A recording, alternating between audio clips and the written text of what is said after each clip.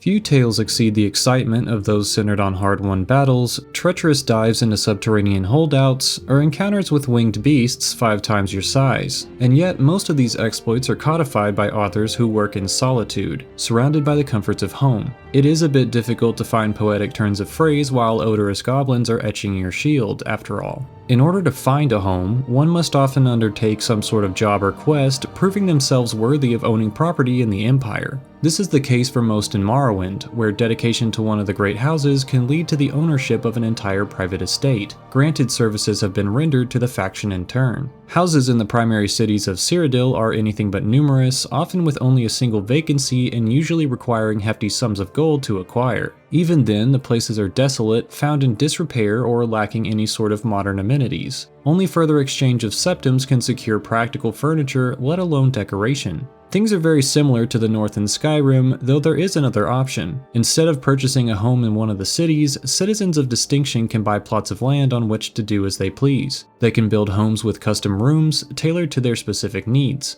or they can pay someone else to do the work for them. However one obtains a place to live, it is imperative that they do so. Life in Tamriel is difficult enough without adequate sleep, storage to protect your belongings, and a place to raise a family in relative safety. To highlight the possibilities as well as repay the kind people of Tamriel, I've taken it upon myself to travel through the provinces, purchasing and refurbishing the available abodes so that they may be accessible once again to the public. And perhaps I could find a nice place for myself along the way. My home in Pelagiad is beginning to feel a bit cramped.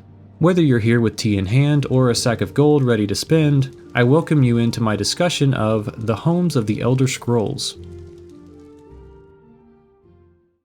This video is sponsored by FlexiSpot. As you may guess, I spend a lot of time at the computer writing my essays. With my old chair, I had to take breaks often due to back pain or general discomfort. Seriously, sitting on this thing is like resting on a wooden bench, and the backrest was completely inflexible, even when it wore out and became loose. Enter the C7 Max, an office chair sent to me by FlexiSpot. This chair blows the old one out of the water. The seat's comfortable with the 1/4-inch latex cushion of memory foam, and automatic lumbar support. You can change the seat height and position, backrest height, move the headrest in 3 different ways, and of course, kick back and relax, without worry of falling out of the chair. On top of this, the armrests raise, lower, and rotate at 2 different points. This is great for typing, as I can rest my elbows level with the keyboard. Even with a nice chair like the C7 Max, it's good to take breaks, stretch, and move around. Check out the E7 Pro standing desk. I do a lot of crafty stuff, so this desk is perfect for that. I can make progress on perler projects, handheld repair, and even video research. The E7 Pro can raise up to over 4 feet, hold 440 pounds when static, lift an entire person, and is stable enough that it takes real effort to make it wobble. This allows the desk and chair to form fit to whatever activity you're doing, be it relaxing or engaging in projects. If you find yourself in the market for either the E7 Pro or the C7 Max office chair, check the links below and use the codes on screen for exclusive deals. There are holiday sales going on now, so don't miss on those extra savings. Thank you again to FlexiSpot, and check the outro for more information.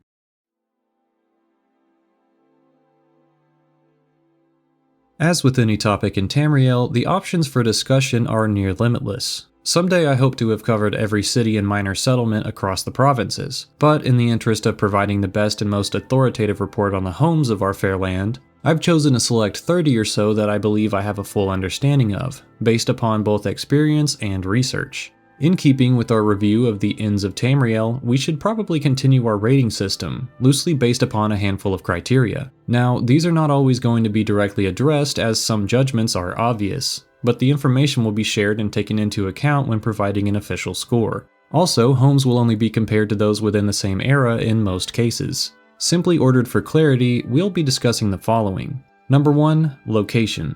The placement of a home is incredibly important for a host of reasons. First, there's a matter of security. The house is supposed to both act as and feel like a place of safety for all living inside, as well as their material possessions. There's also the matter of upkeep, local climate, proximity to important shops and businesses, and distance to and from places of work. For an adventurer, the last of these points does not matter much, as travel is part of the lifestyle. But we must consider all types of professions when attempting to categorize the fitness of a home for members of society. Number 2, presentation. This point doesn't only concern the visual appeal of a building, but also its quality of craftsmanship. Some homes are built in mystifying and surprising ways, turrets extending with ease and grace, while others have holes in the floorboards and lack sealed roofing. For a person to feel safe and comfortable, they must be able to rely on their own floor to support them.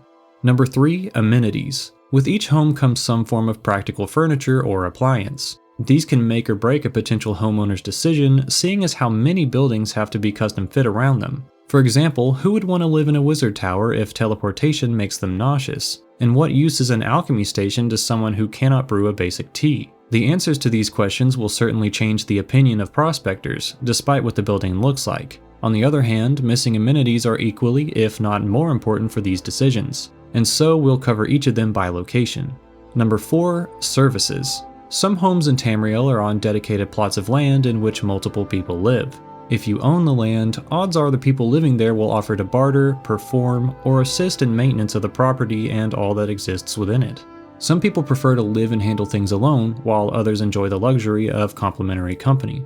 Number 5. The cost. For most homes, there's a basic cost in gold pieces that must be paid to an official of the area, sometimes even requiring documentation from a duke, count, or jarl.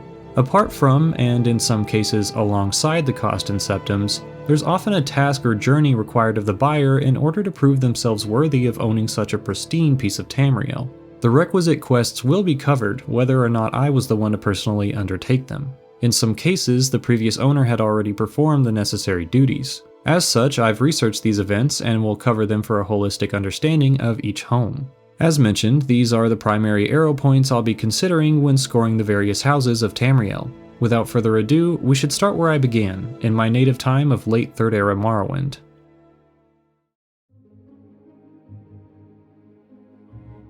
I'm always spending time outdoors, taking in the aroma of the Emperor parasols or harvesting ingredients for potions. By the time my pockets are filled with corkbowl roots and heather, the sun has fallen low, and I always take the scenic route back to my home in Pelagiad. Before we discuss this place and the handful of other homes in Morrowind, we should run through a bit of general information. For those of you native to the 4th era, welcome. For those who travel the markets of Vivec City on a daily basis, this knowledge will be familiar. In the 3rd era, the Empire had a small hold on Vvardenfell. There was a deal between them and the Tribunal, the living gods followed by many of the Dunmer people. Forts were placed here and there, and the Imperials were allowed 3 settlements in the region. The first of these is the primary headquarters, Ebonheart. A strong landmark, the city of Ebonheart is host to all major Imperial officials assigned to the island.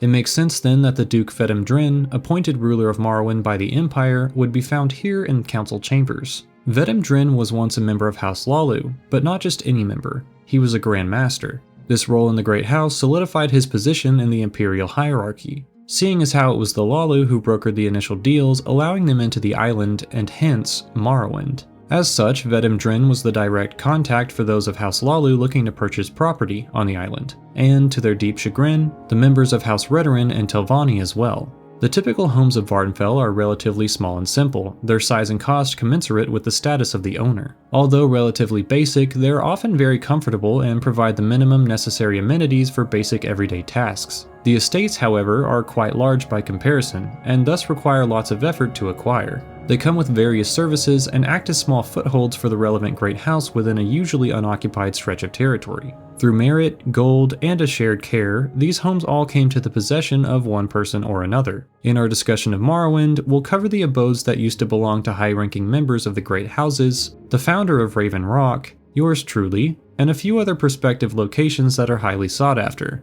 Let's begin with the establishment of a member of Great House Hlaalu.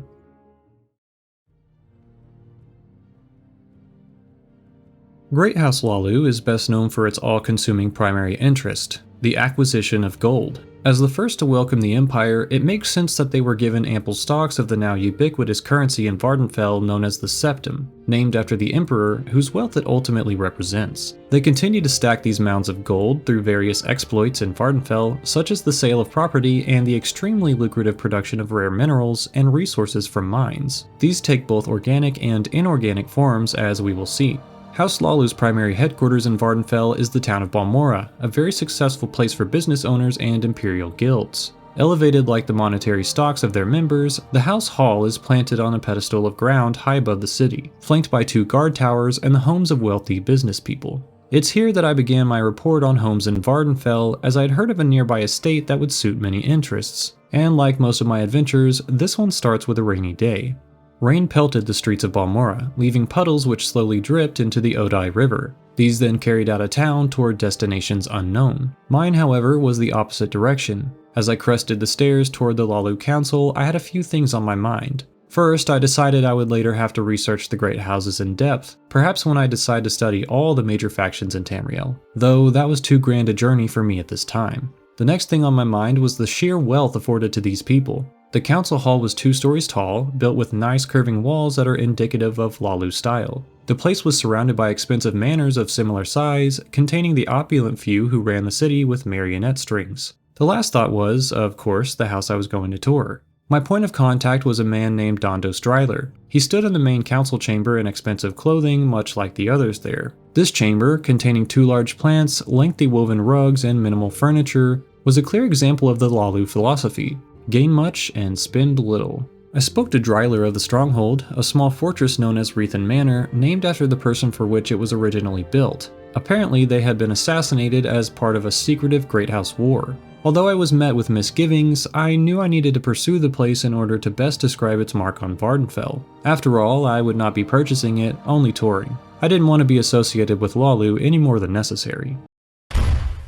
Although beautiful, the manor wasn't always this way. As with all homes, it had to be built piece by piece, and with each new building came a new task necessary for its completion. And so we look back to years prior, where the stronghold was first planned. In the commonly rainy region of the Bitter Coast was an empty plot of land up on a hill. Once the home of a few trees and scattered boulders, this plateau would eventually be shaped to form a strong foothold for House Lalu, not only in location, but also business opportunity. Looking eastward, the owner could follow the snaking Odai toward Balmora, the hazy shape of which was just above the tree line. There were also enough parasols to recall the Iscadian Isles, though just over the rounded spines of the hills were the swamps of the Bitter Coast. Stepping down the long dirt path to the shore, the owner would find a comfortable fishing spot. I'd suggest caution in eating them, however, as, like mentioned before, whatever flows through Balmora ends up trailing through the southwest and into the Sea of Ghosts. As House Lalu has already been expanding in this direction, it makes sense that they would own the nearby egg mines. The nearest is Shulk, which produces a sizable amount of eggs each harvest. As workers pick away, they become tired, resting out front with a comfortable campfire and plenty to drink. It's not too far a walk to Balmora, of course, and if they run out, there's always more to be found.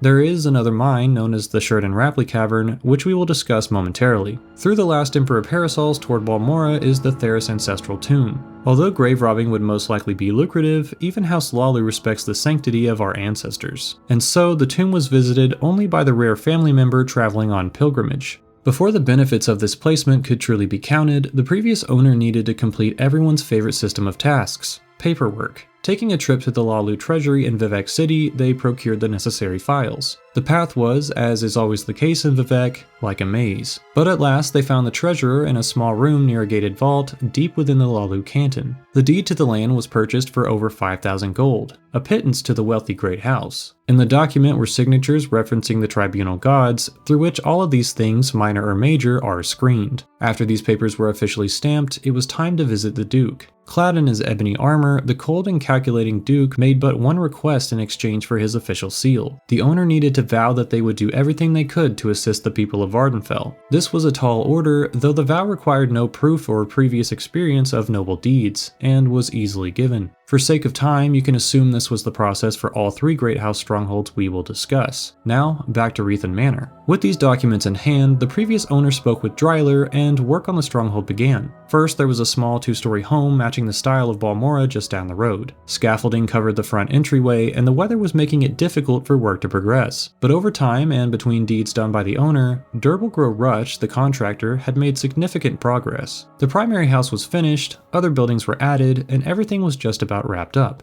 But let's discuss those important deeds, shall we? As mentioned before, there was another Quama egg mine in the vicinity apart from Shulk called the Shurden Rapley mine. Although Lalu had laid claim to it, there was a time when it was abandoned for fear of sickness. As it turns out, the Quama queen was infected with the blight disease. This of course caused illness throughout the hive. Eggs were small, infertile, or otherwise damaged, providing many issues for the Quama and prospective miners alike. Scribs wandered the surface attempting to find new sources of food or even a new place to colonize. Sad sadly they would bring the disease with them, potentially harming other successful hives. It was decided that something had to be done, and the previous owner sent workers to heal the poor Kwama Queen. Not out of kindness, of course, but rather the fear of cost for transporting a healthy Kwama Queen from elsewhere. Regardless of the purpose for this action, the queen did indeed become healed, providing useful eggs to the mine once more. And now that it was cured, workers could be hired to run the place, raising egg production in the region significantly while also providing much needed jobs. Apart from the egg mines, there was one more issue to remedy. The nearby cave of Zinsipilu had become a holdout for bandits, which were attempting to raid the stronghold.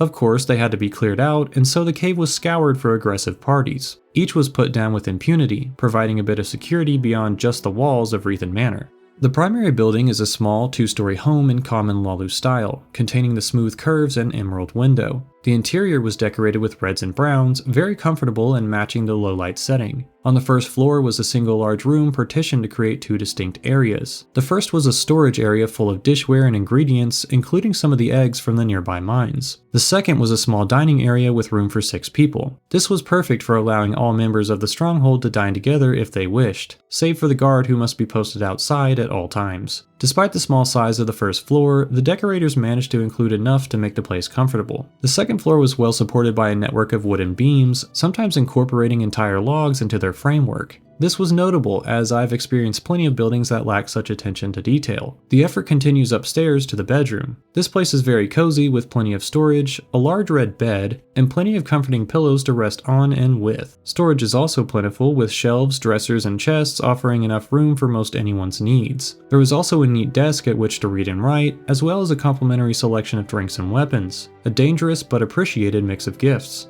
Among these were 5 ebony darts, each going for 2,000 septims on the current market. That was a bonus indeed. As we'll see, House Lalu contains many bards, as there's almost always an instrument to be found in each building, such as this lute above the dresser.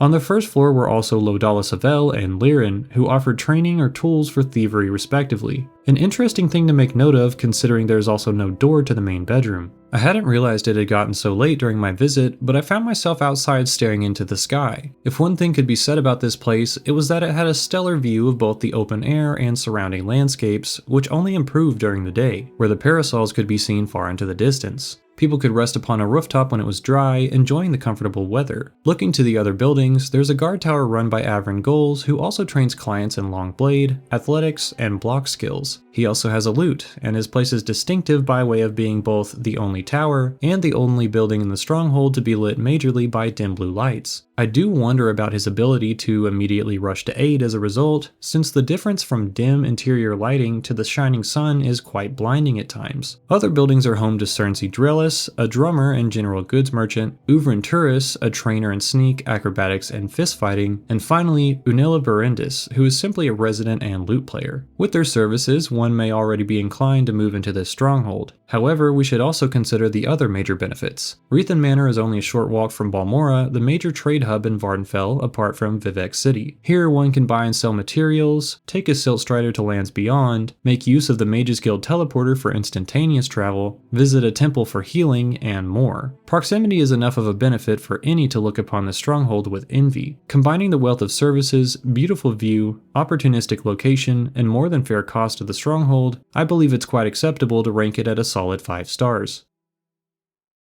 Real quick, if you find yourself enjoying the video, please let me know by liking and subscribing. This is a one-person project, and I need all the support I can get to continue making these. Each one takes months of working every day after my other job, so all of your assistance is appreciated. That said, you'll hear nothing of subscribing, Patreon, etc. until the end of the video. Please enjoy the deep dive.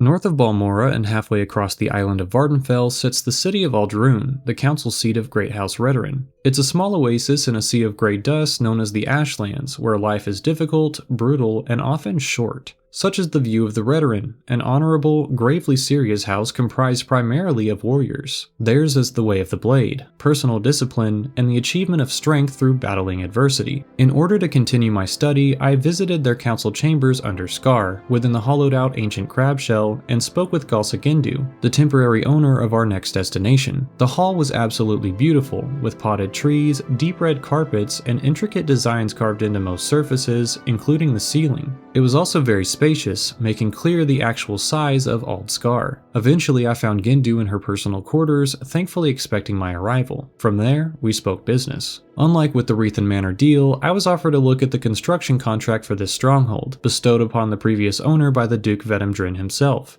It granted land with some specific guidelines, such as disallowing more than 50 people to live on the property, capping the maximum guard to 10 warriors, and limiting the territory to 400 feet in any direction from point of origin. In other terms, that's 800 feet in length and width, for a total of 640,000 square feet, or nearly 60,000 square meters of land. After reviewing the document and paying the fee for the tour, I was on my way to Indaris Manor, a sizable stronghold in a vast desert of nutrient-poor soil. But before we can comment on its current state, we should discuss the history that led to its production. Much like with the Leviathan Manor, the previous owner was the victim of assassination, no doubt part of a series of circular kills performed by the Morag Tong, as are many in the Great House Wars. But alas, they were slain, and so the establishment was open for resale. During their life, they completed a small set of deeds that were mundane but significant. The first of these was the recruitment of guards for the stronghold. As mentioned, Indaris Manor was out in the middle of nowhere. The closest civilized area was Margon, even further to the north and into the more dire stretches of desolate wasteland. But near the plot for the manor was a collection of long-dead tree snags, occasional scathecraw or trauma root, bubbling tar ponds, and plenty of worrisome wildlife. Worse yet, bandit parties could raid the location easily as, during the time, it stood as a single small building which bore into the earth below. There would be no place to escape to, and so it was necessary to hire mercenaries to guard the location. Being an official establishment under the purview of House Redoran, the obvious choice would have been to garrison some of their own troops. Unfortunately, Redoran soldiers made up the primary defense and attack force for the entire island, and so help had to be requested from elsewhere. Although the Great House did not care for the imperial institutions, it was decided they would bury their disdain and make a request to the Fighters Guild, for whom they had much shared respect solely due to their martial prowess. Speaking to the local guild leader, Perseus Mercius, Indaris was offered a few unnamed guards in exchange for a favor. Luckily they happened upon him and not his cousin Snolty Cruelty, or things could have been vastly different. The favor? House Redoran would have to betray their codes of honor and send someone to rescue a prisoner in Lalu Canton, performing illegal deeds in close proximity to one of the tribunal themselves. Despite that little issue, the plan went off without a hitch. An agent was sent by boat under cover of night, and a beautiful night at that. Finding their way into the jail and posing as a census official, they eventually found the target, Freline. There were no questions of charges or sentencing. It was probably better that way for both parties. Instead, the agent, talented in the School of Mysticism, was able to telekinetically lift the key right under the nose of a drowsy ordinator. Slipping it through the bars, they paved the way for Freline to escape. Before any questions could be asked, the agent made a miraculous getaway, recalling themselves back to Aldrune in a flash. Pendius Frendius was delighted to hear the news, and in return sent a handful of guards to garrison the developing stronghold. They weathered the ash storms with some difficulty, but of course they were used to this sort of environment. After all, they had been stationed in Aldrune for some time, which sees weather like this often. With the warriors came a strong wall around the property, as well as a new guard tower from which to defend it. Progress was steadily gaining, and soon after this development came the proposition of 2 more buildings. However, there was a catch. These new homes would not be built unless the owner of the manor could entice more people to live on the property.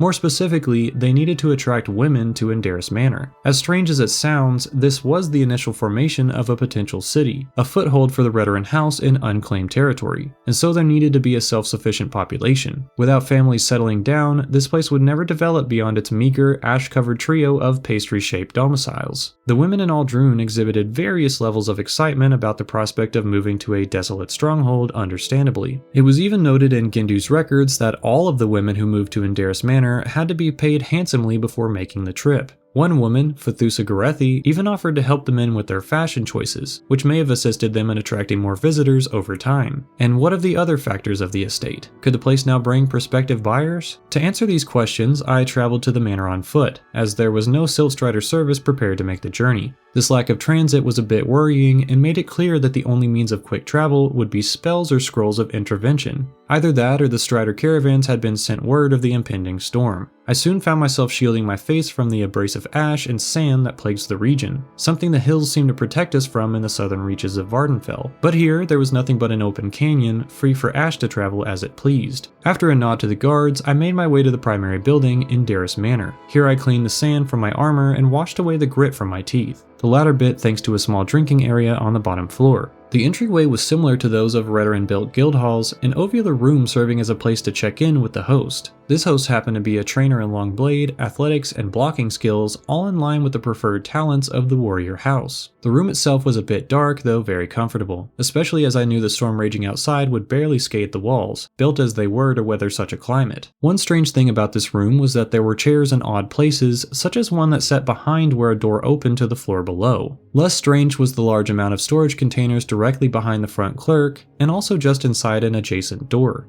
There was even a potion to cure blight disease, ready for any wanderer or townsperson who was unlucky enough to be infected during Dagoth Ur's attempted takeover of Vardenfell. As mentioned, there was a small bar downstairs, fit with large simple tables and low lighting. There were also the customarily engraved ceilings, which seemed almost too nice compared to the furniture. The dishware was decent, though it was clear that some expenses were spared in their production. Just across from the bar was a door leading into a large bedroom. This would be where the owner slept, and although awkwardly placed, it did have a door, which was a step up from Leviathan Manor. It also had a large comfortable bed, a cozy dining table for two, complimentary drinks, and a shelf full of expensive goodies. Like in Leviathan Manor, there were exquisite weapons such as an ebony blade and 3 expertly crafted throwing stars. The extra storage space in the form of durable chests was a great benefit as well, as the people living here would need to protect everything they could get their hands on. In fact, the available storage here was about 5 times that of the Lalu stronghold. Moving to the other end of the hall, I found the last room of the manor. It was a barracks of sorts, where the guards could rest between shifts. Each bed was owned by someone of distinct interests. One left their armor hastily thrown atop the covers with many empty bottles at the foot. Another left open blades evenly placed on one side. And still more distinguished themselves as either an alchemist or lover of stories. I found it great that all the guards were able to be themselves while staying here rather than stuffing their personalities away. Except perhaps the drinker. Maybe they needed a bit of advice from the others.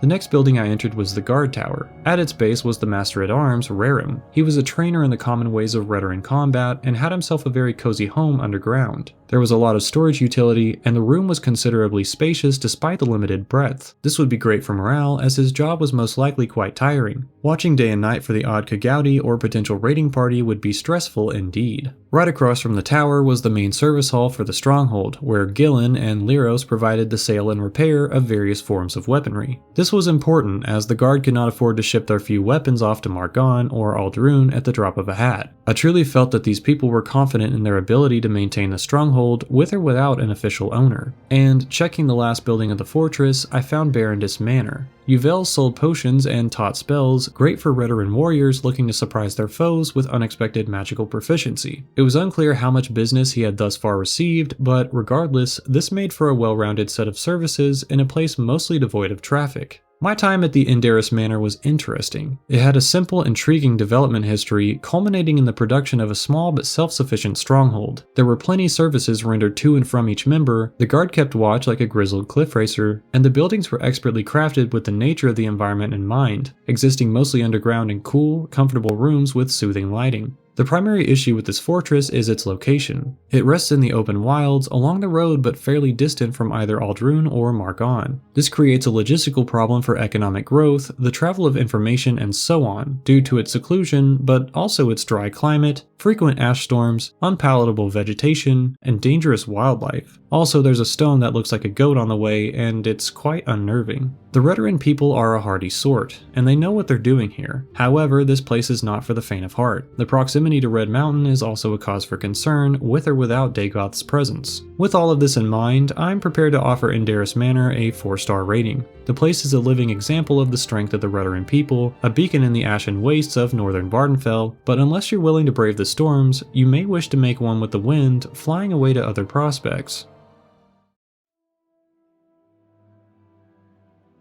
The members of Great House Telvanni are enigmatic, esoteric, and oftentimes erratic. So too are their homes, created through a magical process called mycoturgy, in which the essence of fungal life forms is molded to a specific purpose. This is the case with almost all Telvanni structures, being made of giant, twisting hyphal networks hollowed out on the inside. Although Zapharbel Bay is quite dry terrestrially, with the salty water of the sea not benefiting the mushrooms, the Emperor parasols are able to survive there, no doubt due to into the magic of the Telvanni. Their power emanates from soul gems planted near the base of the major towers and perhaps even the smaller structures. Then again, the buildings with singular rooms are known to form alongside the primary project, growing as primordia that are then stunted when soul gems are exhausted, leaving a very thick stipe with the cap unable to fully mature. Hence, there is but an empty interior with little to no spore presence. Sadrith Mora is the council seat of the Telvanni, who reside not in the central tower, owned by the master wizard Neloth, but instead the nearby, uniquely round building on the west end. It's shaped like a great orb, and although small on the exterior, this unassuming location is the place from which all major decisions are made for the Great House. And in order to review the final part of the Stronghold trio, I needed to visit,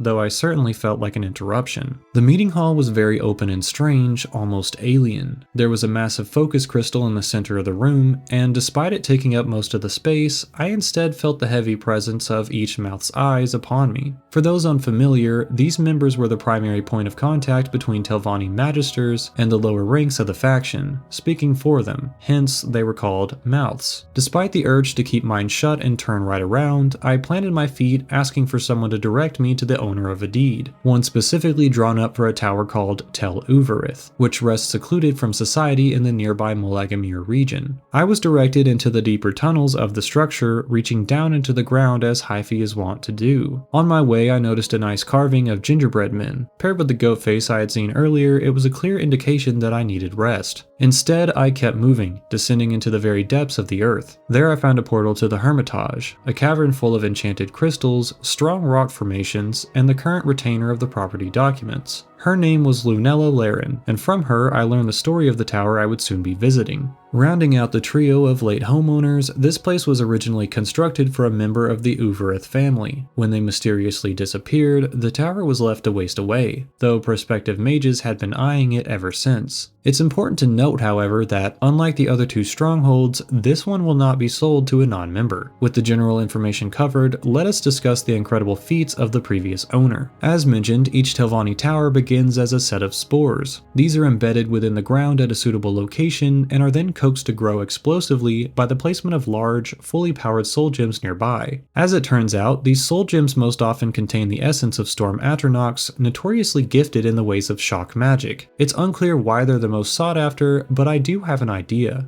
Mushrooms communicate primarily through chemical shifts, pheromones, and, most importantly for this hypothesis, electrical signaling. The passing of these signals through the hyphal network communicates the need for various parts of the body to perform different tasks, such as deciding where to send nutrients, which plants to form symbioses with, and how to grow, both in shape and direction. So, to me, it makes perfect sense that Storm Atronachs are the primary target for trapping, though it seems the previous owner had different plans, since the tower was not as large or intricate as others seen in the eastern reaches of Morrowind. In the place of those souls were the essences of both the Golden Saint and Winged Twilight, two fearsome Daedra of their own right, and, to many, an overkill of a choice. Whether the owner harvested the souls themselves is unknown, but entirely possible. With the fully powered gems, and of course the document from the Duke and Ebonheart, they were able to begin the growth of their tower. Compared to the surrounding landscape, the inoculated portion of land was quite obvious. Where there were once only piles of ash, now stood baby parasols, as well as clumps of green, nutrient-rich soil that must have been placed to get them started. In a short few days, the first sign of the tower's successful growth was visible. There stood a strange bulb with disagreeing tendrils, flanked on either side by sharp, jutting crystals. Over time, even through the abrasive sandstorms, the tower continued to solidify, stretching into the sky and producing more fruiting bodies off of the surface, breaching Hyphy. One would think that the souls of two of the most powerful Daedric warriors would be enough to create the tower, but that wasn't the case. It needed the assistance of more powerful mages like Lunella, and in exchange for the effort, she made a request of the owner that would benefit them both. They would have to delve into a nearby Dwemer ruin in search of ancient schematics. For what reason they were not initially told, but they would later be thankful. Actually completing the task was something of a stressor, but for a Telvanni important enough to own their own tower, few things were unachievable. Walking past a cemetery of trees, they soon found themselves cresting a hill toward Mazanchand. This fortress served the Dwemer until their disappearance in the late First Era, where each of them suddenly vanished of unknown causes. The place was formidable as ever, with towers of strong metal rising to rival the eventual Tel Uvarith, and an interior clanking with the movements of steam-powered guardians. These centurions were armed with great spiked maces, using their heavy bulk to their advantage. The spheres were a bit easier to deal with unless one was unlucky and took a direct hit from their concealed metal lance. Despite the dangers, the owner made their way into the deepest recesses of the dungeon, no doubt pocketing some of the rarer materials which were illegal to take or sell in the region under Imperial law. Though, to the Telvanni, the Imperials may as well be gnats to fry with an absent-minded snap of flame. Law be screwed, the owner of Tel Uvarith carefully rolled up a pristine schematic document and made their way out of the dungeon. After returning this to Lunella, construction of the next phase for the tower was ordered. The heat from a nearby lava stream floated up toward the establishment, hinting at what would come next. The primary body of Tel Uvarith was beginning to take shape, but there would be one more infusion of magic necessary to complete the job, and Lunella made a final request of the previous owner. Not only would they be exploring another Dwemer ruin, but one called Galum Deus, a dungeon notorious for housing the Burn vampire clan. It almost didn't seem worth it, but if they'd come this far, there was no turning back. At least until they came to a halt near one of the lava rivers, which then prompted them to take a sharp turn west. Running the length of the shore, they dispatched cliff racers and soon spotted the expansive set of ruins, just across a large pond of superheated magma. Unafraid of Dwemer automatons or Daedric minions, the owners steeled themselves and breached the main door. They immediately spotted the enemy, a walking Breton cursed with the plague of Molag Bal. Taking them out, they continued to hunt the other members of Clan Burn, systematically removing the threat while, if the documents are correct, also sparing the thralls. In the base were large amounts of expensive armaments and other loot, even including Daedric armor. Perhaps if the vampires were wearing these pieces, they would have survived, but through their lack of forethought, the adventurer was able to recover a hefty tome of incredible importance. It detailed the production and control methods of Dwemer constructs, which would be of great benefit to House Telvanni. Some notes in the history suggest they also found a potential cure to vampirism, though these claims are hefty and unsubstantiated. What we do know for a fact is that the owner returned virtually unscathed from the journey, handed the book over to Lunella, and the rest was history. Their tower was fully formed, providing them with the perfect level of solitude in which to study anything they so desired, at least until they were murdered. With the fantastic and purportedly true history out of the way, let us look at Tel Uvarith with modern eyes. The first thing of note is that the tower is gargantuan, a monumental structure in the middle of the Ashen Desert. It was imposing, and if the strangeness of the building didn't ward you away, the newly controlled automatons would. In return for the acquisition of the Dwemer Animunculi tome, Lunella sent these constructs to defend the establishment from any and all threats. I will admit I was a bit nervous upon first visiting the place, since I did not understand the exact mechanisms responsible for identification of friend or foe. Perhaps Lunella made those decisions herself, a bit of a conflict of interest for the owner, but well enough to suit my venture. The stone-studded path leads directly onto a bridge of rigid hyphae, weaving its way over the ever-shifting ash and in toward the primary entrance to the house. The interior was lit by blue paper lanterns, casting an almost mystical glow on the already magic-laden theme. There were also the original crystals poking their way up from below. Perhaps for later plans of further growth, there was a tunnel leading directly to them, creating easy access. Just up the stairs and landing above the entryway was the main bedroom, stocked with 2 beds, a minor amount of storage, well-crafted rugs depicting the emblematic shock beetle, and a double helix formation acting as a supporting structure. The shelf was nice, though the choice of using empty vases for bookends was a bit courageous. Between the 2 beds was a table pre-stocked with local foods. All in all, the main room was very simple, almost unfortunately so. Comfortable, yes, but simple. Leading further up the tower was a beautiful research room, open with enough space to perform a wide array of experiments. There was a single table and set of smaller mushrooms, perhaps saplings to grow extra towers at a later date. And of course, no Telvanni tower would be complete without a levitation shaft, where only a talented mage could pass through. This led to a wide view from atop Tel Uvarith, though apart from the previously discussed Dwemer ruins, which are indeed interesting, the remainder of the landscape was a charred mess of stones and silt, hardly pleasing to the eye. Outside the primary tower were 4 smaller buildings such as we discussed in our talk of Sadrith Mora. In the first was a mage named Farina Erelis, who sold both offensive and defensive spells for combat situations. Although owning many ingredients, she was not an apothecary by trade. She did hold onto a racer plume, which was good in a pinch if you were too sick or unfocused to cast the necessary spells for traversing a Telvanni tower. This, in combination with locally growing trauma root, can make a simple but effective levitation potion. The second building connecting to the tower was the home of Gorvin Minas, who did sell potions and also brazenly experimented with moon sugar, vampire salts, and even skooma itself. She also grew a strange plant upstairs I could not identify, though that information may be best left alone. The last two buildings were obscured, almost hidden behind the tower. In the first was Tunilla Omavel, a healer and potion seller who preferred the calm of dim lighting. She too had a racer plume on standby, as well as a bottle of dubious contents. In the fourth and final dwelling was a collection of ingredients and empty bottles, as well as, disconcertingly, two humanoid skulls. Lindrissa Seleth did sell us some enchanted gear and scrolls, but also offered the custom enchantment of one's own gear. For a mage, having all of these talented individuals quite close was, on its face, a positive. Though if you know anything about the cutthroat nature of House Telvanni, you acknowledge that betrayal and ascendance through treachery are common. If you're looking to move into Tel Uvarith, it best be with the understanding you must keep on guard at all times. This comes naturally to the Telvanni, however, and those are the only people allowed to close on the property. It's hard to say whether that counts for or against the location itself, as it more concerns the residents and their actions, but these are oftentimes discreet and well-hidden moves that are impossible to notice until the mage is usurped.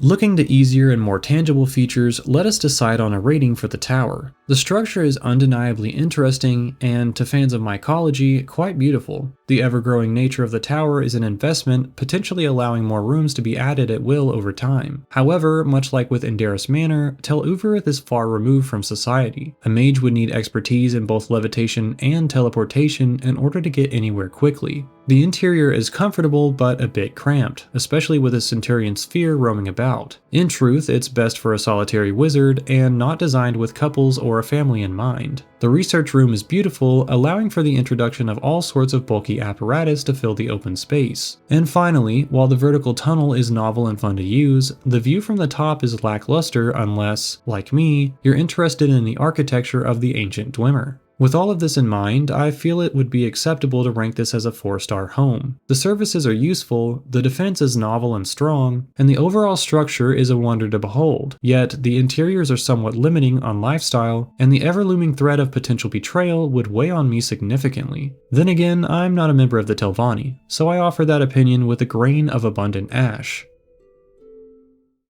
Northwest of Vardenfell is the island of Solstheim, a territory contested between the Empire and the native Nord collective. Being near Skyrim, it's quite cold, and although it's not the most comfortable place to work, the members of Fort Frostmoth chose to survey it for resources. Apart from the base on the southeastern tip of the island, there's but one Imperial colony, a place called Raven Rock. For those of you hailing from the 4th era, this name will sound familiar. After the events of the Red Year, Raven Rock, along with Vardenfell and much of contiguous Morrowind, was forever changed. The eruption sent shockwaves that crumbled most buildings and covered the rest in ash. That ash continued to spew for about 2 centuries, ensuring that no one could survive on Vardenfell, and life on the mainland was similarly dangerous. After this, in the Oblivion crisis only 5 years before, the great houses of Morrowind were forced to seek land elsewhere, with no home to return to. The Redoran sent scouts to Solstheim, and as they united with miners who fortunately survived the initial impact, they forged a strong bond and ingratiated themselves within the town. Only 11 years later, the Empire officially passed the settlement into the hands of the Redoran House. With this brief history understood, let's dig a bit deeper and discover just how this frigid, unforgiving landscape became the host of a small but prosperous town. When the Imperials first landed on Solstheim, they made a note of each possible port. Their mission here was of course an economic venture. To the north, there were vicious Reeklings and clans of decidedly barbaric Nords. To the west, there were the typical wolves and bears, but also a somewhat bearable climate. And perhaps most importantly, an easy location to build a dock, which would export materials found on the island back to Windhelm Skyrim, and from there, the capital province of Cyrodiil.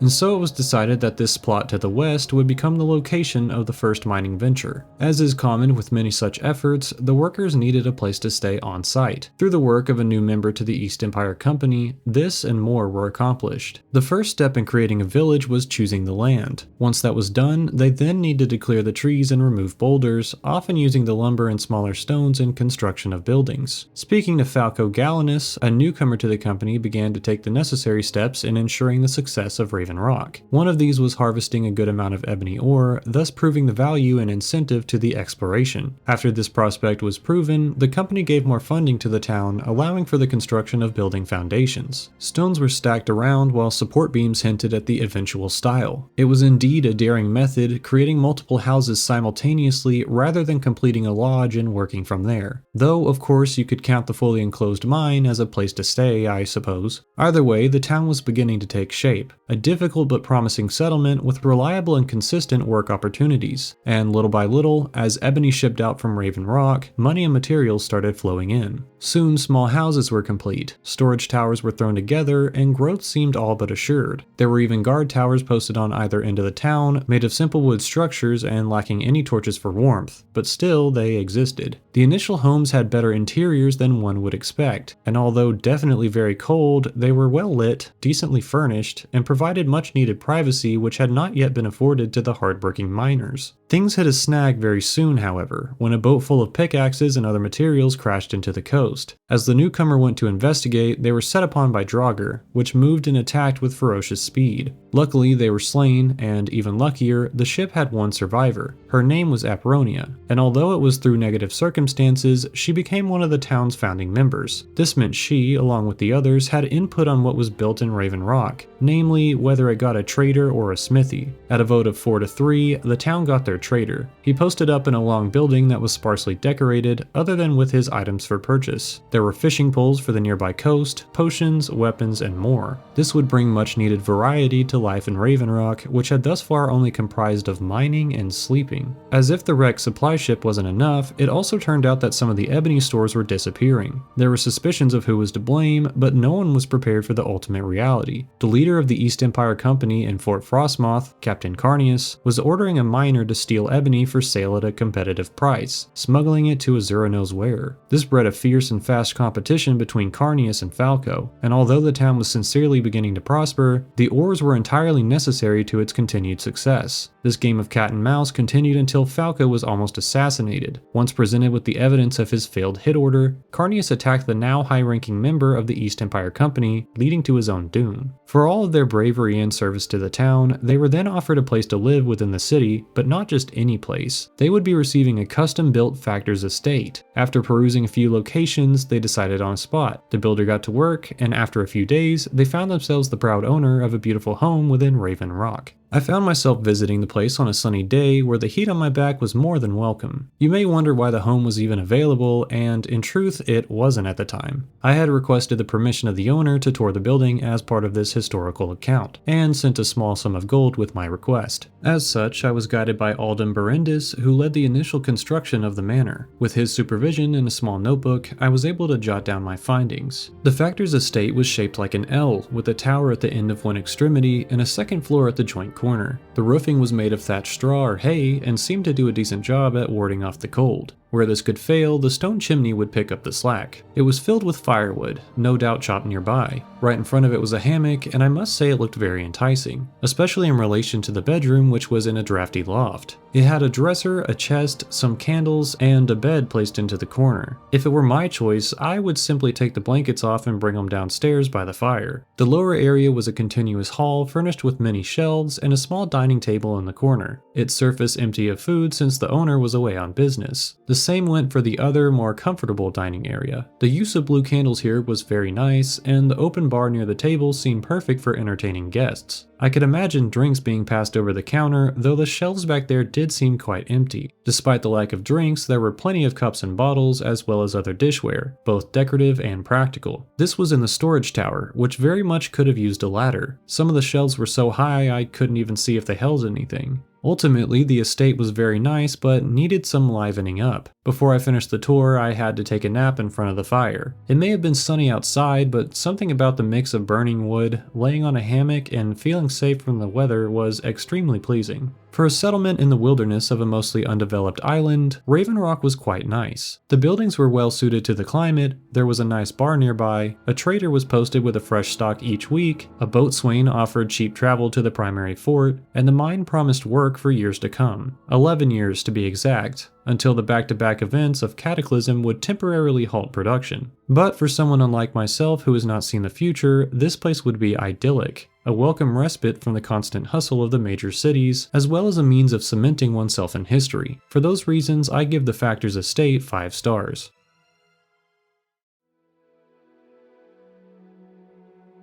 As mentioned before, the settlement of Ebonheart is the primary foothold of the Empire within Vardenfell, but two other towns remain. The first is Caldera, an extremely profitable mining town in the West Gash. Then there's Pelagiad, the smallest of the three, comprised of only a fort, tavern, 2 shops, and a few small houses. We visited the Halfway Tavern for our last study, so it'll probably be no surprise to you what we discuss next. This, of course, would be my meeting with Anasi. But first, some context. I was originally born in the mainland city of Morrowind, city of light, city of magic. It was expensive and strict, with dissent being rooted out post-haste, lest the light of Almalexia be shadowed. I never knew my parents before they were taken in by the High Ordinators for blasphemy, and although I tried in later years to find them, it seemed my searches were in vain. My childhood was spent being directed this way and that, and I grew to hold much disdain for the tribunal as a result. Eventually, I could hold my tongue no longer. The stories made no sense, there were still people suffering despite their divine power, and the knowledge of Bardal seemed to me an ever-present threat begetting forced adoration in the populations of Vardenfell. I was young and foolish, so the High Ordinators eventually caught word of my heretical thoughts. Before they could reach me, I took the first boat to the island. Satanine was a bit swampy for my taste, and I feared disease. So I continued traveling and found myself among the giant mushrooms of the Ascadian Isles. Something told me this was my place, and so I visited the closest town I could find. It was a bit of a shock to conform to imperial structure, both in behavior and architecture, but I was allowed to do odds and ends jobs for the Imperial Legion. They were very simple, delivering a letter here, attending a meeting there. Soon enough, years had gone by, and the bunks at the fort were leaving much to be desired. One rainy afternoon, I went to the local tavern and happened upon Anasi. As we already discussed this somewhat in our last study, I'll try to keep the happenings brief. Anasi immediately grabbed my attention, and she was very bold about holding interest. She told me a few secrets, I got some people off her back, and by the end of it all, I was invited to move into her home. To those of you from Skyrim or the Imperial City, it would not look like much. After all, it was a simple 2-story building with rooms dug into the earth. But with a bit of elbow grease and favors called in from the local Legion chapter, I was able to pay for the construction of another wing across from the bedroom. These and other changes made the place quite homey for the both of us. So let's look over the different reasons that Anasi's home in Pelagiad soon became the most comfortable place in which I had ever lived. The exterior is quite unassuming, a very small building in the alley just behind Ulernil's armory. Like the nearby businesses, it has a roof made of rectangular shingles. The windows on the front are nice too, letting in a bit of light so our plants can grow. The interior of the home is very warm and inviting. The walls are a deep brown cut with geometric patterns. Tapestries on the wall add a natural touch of green, along with the plants and the crest upon the chimney. On it are 2 lions, and the shield recalls the lands of Palatine, where Anasi's family once lived. Through the aid of an enchanter, I also managed to create a magical transport system that rests right upon this shelf, but we'll get there in a moment. In the main entryway are 2 tables, one a bit nicer than the other. However, each are very cozy and offer an opportunity to entertain guests or have a romantic dinner by the fire. Anasi's dishes are nice too, with well-crafted silverware and budget-friendly cups. The mix of blue cushions and plates would seem at odds with the green of the room, but somehow it feels quite at home. On the other side of the hall is a dresser and set of shelves for storage, which have only gathered more items over time. And of course, I have to pick up nice things for Anasi now and then. The downstairs bedroom is quite large and, despite containing no windows, could easily trick one into thinking they were above ground. There's plenty of storage space, the bed is very comfortable, and shift in colors is quite adaptive. Whereas there was mostly wood above, these rooms are made with sheetrock and stone, providing adequate stability to the floor and the surface. Of course, the rugs really pull the room together. The same could be said for the next room, furnished by yours truly. Although it was completely bare at first, the trophy room soon saw the addition of many different books and sentimental objects. This is where I rest my armor when back from an adventure. Sometimes my friend Darren drops off relics of Dwemer origin, and I trust I don't need to ask for secrecy on that matter. At other times, this room has seen the collection of various helmets, weapons, and so on, all arranged neatly and in keeping with whatever I may be researching at the moment, such as this collection of soul gems. But apart from the material possessions stored here, and of course the warm company, there are a few other benefits of my current abode. One major bonus of living here is that I'm able to walk among the giant mushrooms I so adore. You may think the unmistakable mycelial aroma would be off-putting, but not so. The winds carry that scent and the spores all over the island, and eventually you get used to it. I couldn't imagine walking outside my house to find a barren landscape, or even one that was simply missing the parasols. As an amateur mycologist, there's a lot of bias there, admittedly. Consider too the presence of many different and useful alchemical ingredients. Gold Cannet for strength restoration, cork bulb root for healing, heather for lightening burdens, and of course willow anther for cures to common ailments. These are just a few of the plants to be found in this bountiful region of Vardenfell. Apart from natural benefits are the placement of 3 very useful establishments. First, the Halfway Tavern is a great place to unwind and is full of good memories. We visit there quite often to say hi to Drelasa, play cards, and so on. Next, there are the 2 shops just beside our house. Ulernil runs the aforementioned smithy, selling lots of armor and weapons. Just next door is Mabestian, who sells a wide range of general goods, including ancient objects for those who know the correct phrase. Both of these shops make for an easy place to sell and restock on supplies. After a research adventure, there's nothing quite as comfortable as coming home to my house in Pelagiad and writing the night away, trying to get all my thoughts on paper before the sun dips low. I feel very lucky to call this place my home, distant though it may be from major city centers. Perhaps that is a benefit, much like with the Raven Rock estate. Before I wax any further about my home, let's discuss that peculiar gem on the fireplace. By the time I've shared this information in this study, I will have changed the anchor for teleportation, so I can safely share with you the fact that my enchanted chalice served as a portal to Balmora, more specifically the top floor of my friend's establishment. Clegius Clandler works as a general goods salesman. His inventory centers around dishware, clutter, and sometimes basic weaponry. As far as the store goes, this place is primarily visited by those furnishing their first home. They come to purchase sets of glasses, mixing bowls, and so on. But since those sorts of purchases are not common necessities, Clegius sometimes earns revenue on the side from allowing people to loiter at the store. This can sometimes be troublesome, but for customers like me, I'm usually in and out with just enough time to say hello and goodbye. This store has a very accessible layout, lots of storage space, and is located right in the middle of Balmora's shopping district. One could hardly ask for a better place to set up shop, or, if he ever sold the place, a building to convert into a comfortable home. Upstairs is a minimal but functional bedroom, hosting a table to eat at, as well as a nice single bed for resting. Beyond this, there isn't much to say, though we should look to some other nice homes in the area simply out of curiosity. If you recall our last study, we visited a place called the Corner Club, an inn run by the Kamana Tong, and one so discomforting that I gave it a generous rating despite my issues, for fear of some sort of retaliation. Thanks to the members of a certain guild, I was told recently that the owners of the council club suddenly disappeared, opening the building to purchase from a potential business owner or some other venture. They slipped me the key, and when I went inside, I found the place to be quite interesting, if a little messy. There was a collection of helmets lit by candles, stacks of armor and weapons across every surface, a closet full of dangerous artifacts, a room full of books and scrolls, and finally, the original rented bedroom full of incredibly expensive items. I couldn't help but feel I was being followed despite my agreements with the new owners, and I understand why. Hence, why I can only note things in a vague manner so as not to reveal the true identity of these belongings or their owners. I apologize for the strange note, but if any one of you are reporting to the new owners, please pass along word of my discretion. For our next short entry, we should look to Tiravel Manor. Recall that we spoke earlier of Great House Lalu's headquarters in the Upper District. Surrounding this building were smaller ones of similar design, each home to a wealthy citizen, often a member of Lalu, of course. After some talks with Dryler, the preeminent realtor of Balmora, I was able to pull some strings and set up a tour. The house was not yet for sale, but Raris Tiravel, then kinsman of House Lalu, was eyeing the Rethan Manor. If he were to move, this place would be up for grabs. In return for my exploration of a typical Lalu manor, my notes were to be used in promoting the eventual sale. Such is business, something the Lalu know well. Just upon entry, I was pleasantly surprised.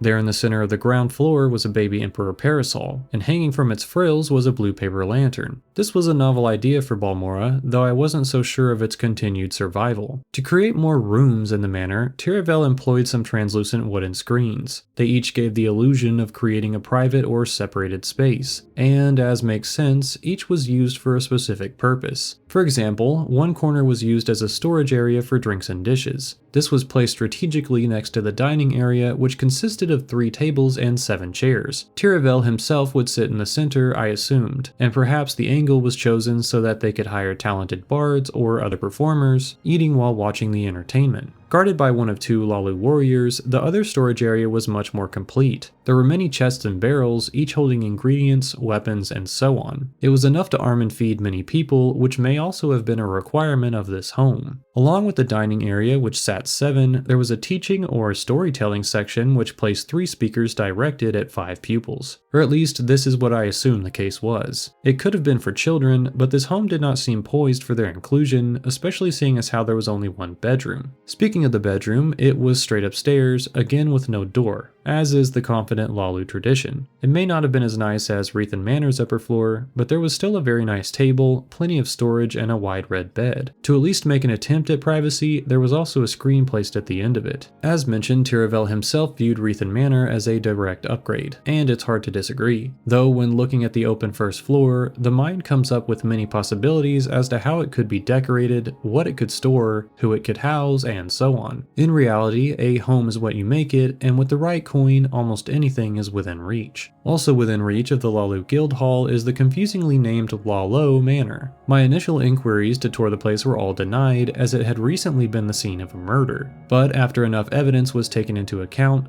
Dryler, a busy man, decided it was time to get a move on. He drafted a document of ownership and prepared to spread the word through town. I was one of the first to enter the place, and let me assure you, it was quite an interesting tour. The first thing I noticed was an unbearable odor, and then the body of Rowland Lalo on the floor. Dryler had been so preoccupied with the potential gains that he hadn't yet taken care of the unfortunate scene of the murder. At once, I notified Dryler of the mistake. To his credit, guards were immediately sent in to discreetly remove the body. It was most likely taken to the temple for posthumous rites and ritual. But before he was taken away, I noticed his peculiar shirt. It had a near infinite amount of pockets. It was as if he could carry an endless amount of supplies. Was this the reason someone murdered him? If so, wouldn't they have taken his shirt? Or was he just an ingenious clother and Miley Haitian felt threatened? That one's only a joke, but honestly, this detail gave me pause. With the awful scene taken care of though, the building became a lot more comfortable. The place contained the same warm colors of similar homes, but was shaped more like a hall rather than a place to convene. Even so, a long set of 3 tables promised to seat 6, also facing one direction.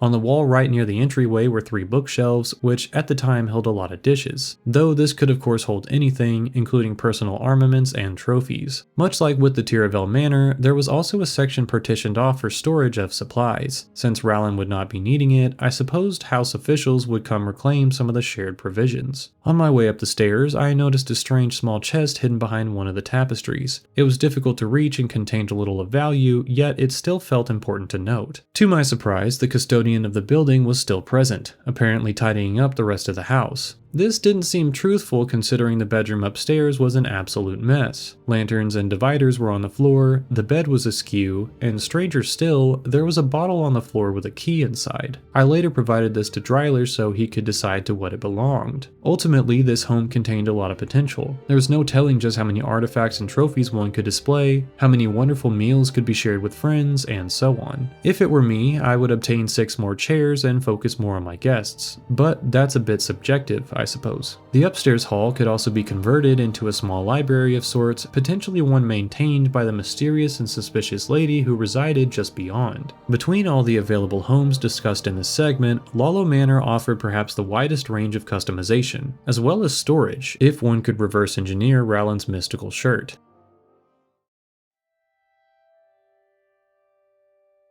The available, legally acquired homes in Vardenfell are few, but very high quality in design. The Leviathan Manor offers many services, very close to Balmora, which itself is one of the primary commercial hubs of the entire island. Indaris Manor signifies the beginning of a potential new city, complete with newly formed couples and rigid durable structures. Tel Uvarith is a wonderful place for the diligent and powerful mage, one with research goals unlimited by any sort of law or custom. And although these are the shining examples of homes on the island, I do believe the smaller houses are nice as well. Some of them may be more beneficial depending on proximity to one's favorite stores or services. My home in Pelagiad then is a bit of a specific example, and so it did not receive a rating. I would miss it very soon, as I always do when traveling, and my next venture would take me once again to Cyrodiil, the capital city of the Empire. Before we move on, I'd like to break the wall a bit if I may. Morrowind was my first Elder Scrolls game back on the Xbox in 2003. We did not have a computer that could run it, and so I often fell prey to the overflow loot bag, a dangerous predator that stalked those who collected many treasures. It would appear if there were too many items in a cell, and if you encountered it, you understand the pain of being unable to reach items that it spawned on top of. This was a major reason Alalo Manor was a saving grace, with its permanent body of endless inventory space. Did I mention containers in Morrowind were also limited on storage by weight? Some, like in later iterations, also respawn the materials inside daily or weekly, removing everything you may have stored there. Worse yet, although a bed would swap ownership upon removing the previous host, many containers would flag objects as stolen if you stored and retrieved them. These all made for an interesting dance through menus and the ever-careful placement of decoration without the ability to toggle clipping. Good times. On a more serious note, Morrowind was the first experience really, in which I had full control of a place to live. As a kid, there are very few things about which you have a say. This includes not only your home, but the arrangement of your room, the items there, and so on. I was very lucky to have my own space, a room in the corner of the house connected to my sister's through a short hallway. But I still didn't have the means to purchase materials, change how things were stored, or affect the lighting of my room. What I did have was my dad's Xbox, a 22-inch CRT TV, and a dream. In Morrowind, I found my personal space, one that I could change and form, catering to my every desire. Within the loot bag's preference, of course. This freedom felt immense, and I cannot tell you how many hours I've spent arranging things, discovering new potential homes, etc. These places feel almost more comfortable to me than those I've lived in real life. I've passed through a couple homes in childhood, 2 dorms, and a swath of apartments over the years. No matter the quality of places I've lived, I always had Morrowind's homes to rely on. They will forever have a special place in my heart, and although the future titles admittedly did much better in my opinion with creating homes suitable to the player, these ones will always surpass them. That's the power of nostalgia, I guess. But maybe there's something else there, a comfort and vibe from the architecture you just don't see in future titles. I'm not sure. What I am sure of is that we need to move on, or I'll keep blabbing about Morrowind. So let's continue our exploration of homes with those found in Cyrodiil. When compared to Morrowind, Cyrodiil is host to over twice as many homes obtainable through official channels. And just like in our visit to Vardenfell, we'll be exploring each of them, discovering their histories, and even creating new tales as well. To start, we'll be visiting the port city of Anvil, slowly working our way east with every location. Then we'll dip to the Topal Bay in the south, reach the Imperial City, clear the northern locations, and round out our trip by traveling back through Cheydinhal. But before we speak on the homes individually, let's talk about some of the primary benefits of ownership. To begin, there's the fact that increasing one's talent requires a good night's rest. This was the same only 6 short years ago, and having guaranteed access to a comfortable bed at the end of each day is extremely useful. Next, there's the benefit of Cyrodiil's most powerful latent magic, the endless capacity of storage units. Indeed, the containers in the Imperial Province are each an empty void to be filled with the loot of 100 dungeons. What may eventually disappear will come back, should you fish around long enough. This is a great benefit over Morrowind, where containers are physically limited, and city workers regularly recycle the contents so as not to let the ingredients become stale. This recycling does happen in Cyrodiil, but custodians often leave the containers of homes alone. Hence, all your belongings should be safe. Apart from these and the quality of some of the more notable homes in Cyrodiil, there are not too many surface level details to discuss, though there is the matter of my horse which I obtained during our last study. Did I ever tell you his name? I decided Dusky was quite nice, as a lot of our travel is done by torchlight below the hovering Master and Secunda. It was on his back that I ventured forward into the next leg of our survey, the homes of the Imperial Province. As mentioned, our story in Cyrodiil begins with the city of Anvil. This is one of the most profitable ports for the importation of exotic goods and services within the province. Many faces, dialects, and cultures happen to pass through the place, and I generally enjoy my visits here. On the night I arrived this time, it was in the middle of a storm, and although I enjoy the rain, it was starting to make things a little difficult. Regardless, I made my way to the Count's Arms and sought a specific person. You may remember a man named Velwyn Benerus from our last study. He was a bit flighty and seemed very quick to get rid of his house. There were red banners all over his situation, but in order to complete the survey, I needed to start somewhere. I found him once again, this time even more forward about the sale than the last. I paid him 5,000 gold and off he went. He quickly dipped out into the rainy alley, seemingly evading me. I did press him a bit about the place and why he was so eager to rid himself of it, but he started to get an attitude. Oh well, I thought, let's go see the house. Upon first inspection, the place was incredibly and obviously worn down. The gloomy weather didn't pay it any favors, and although the place was large and mostly intact as far as structure goes, the roofing tiles had begun to gather moss, vines were crawling the walls, and the windows were shabby or broken. Strong rounded pillars supported the awning, and a stone walkway provided a space away from the road to walk.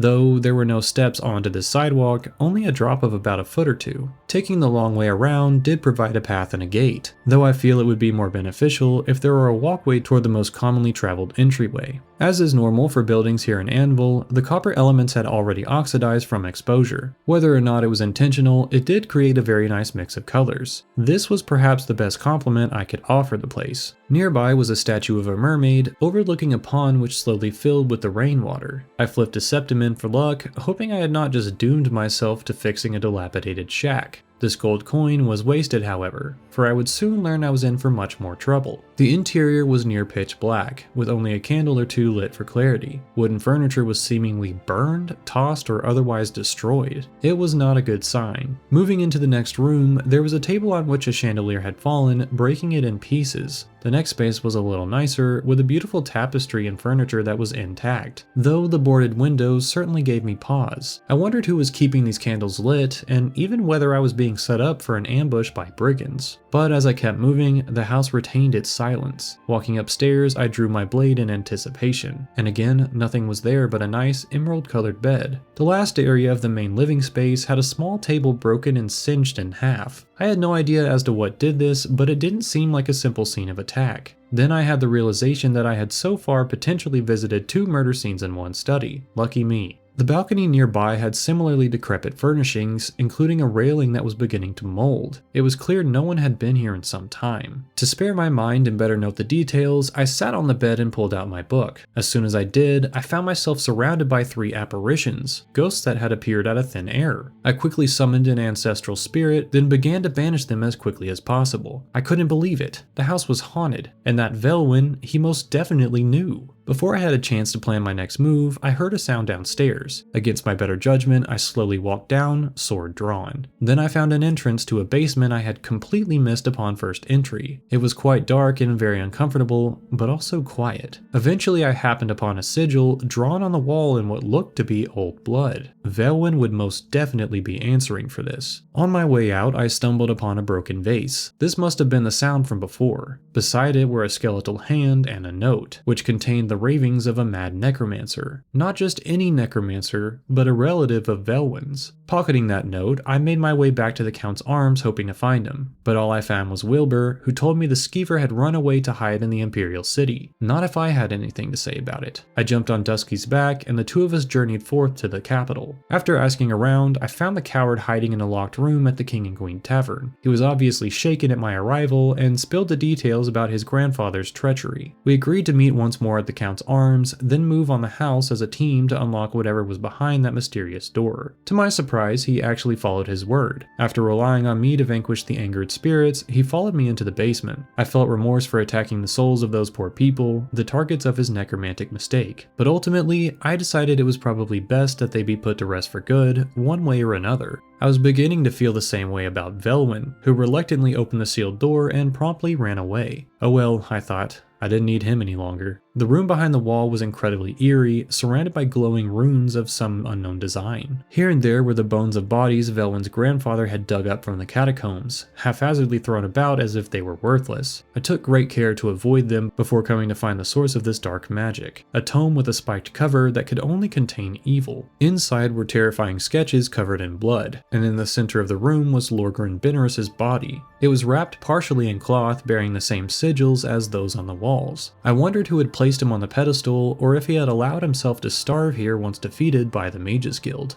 As I neared the body, it began speaking to me. It expressed regret on its past and made one request, that the disembodied hand from before be returned to its arm. Then, the body said, it could rest. Foolishly, I did as requested, and the door behind me pulled shut. Lorgren's spirit then appeared, taking the form of a lich which continued its necromantic magic beyond death. The zombie before me fell quick, and soon too did the lich. The spirit, strangely, rested upon the ground. Its light had been permanently extinguished, much like the candle near its head. My journey back upstairs was almost more unsettling than before. Each room of the building was now clean, neatly arranged, and even fresh food had appeared in dishes. Not that I would ever hazard a bite. But if I'd wanted to, the table in the dining room had now come back together, and the same could be said for every other piece in the house. I gave one last complaint to Velwyn and decided I would be on my way. Not a great start to this wing of the study, it seems. However, it did prepare me for all manner of odd occurrences that would happen later, some of them even stranger than what happened here. And after the mess was cleaned up, the house did look fairly nice. The furniture was of good quality, it had a useful location near the docks, and also contained lots of storage space. Still, I could never stay here with the knowledge of what had happened. In the end, I only wanted to be finished with the place. I gave the deed to Wilbur at the Count's Arms, and, saving him the displeasure of its history, simply told him it was a decent spot with a hauntingly good atmosphere.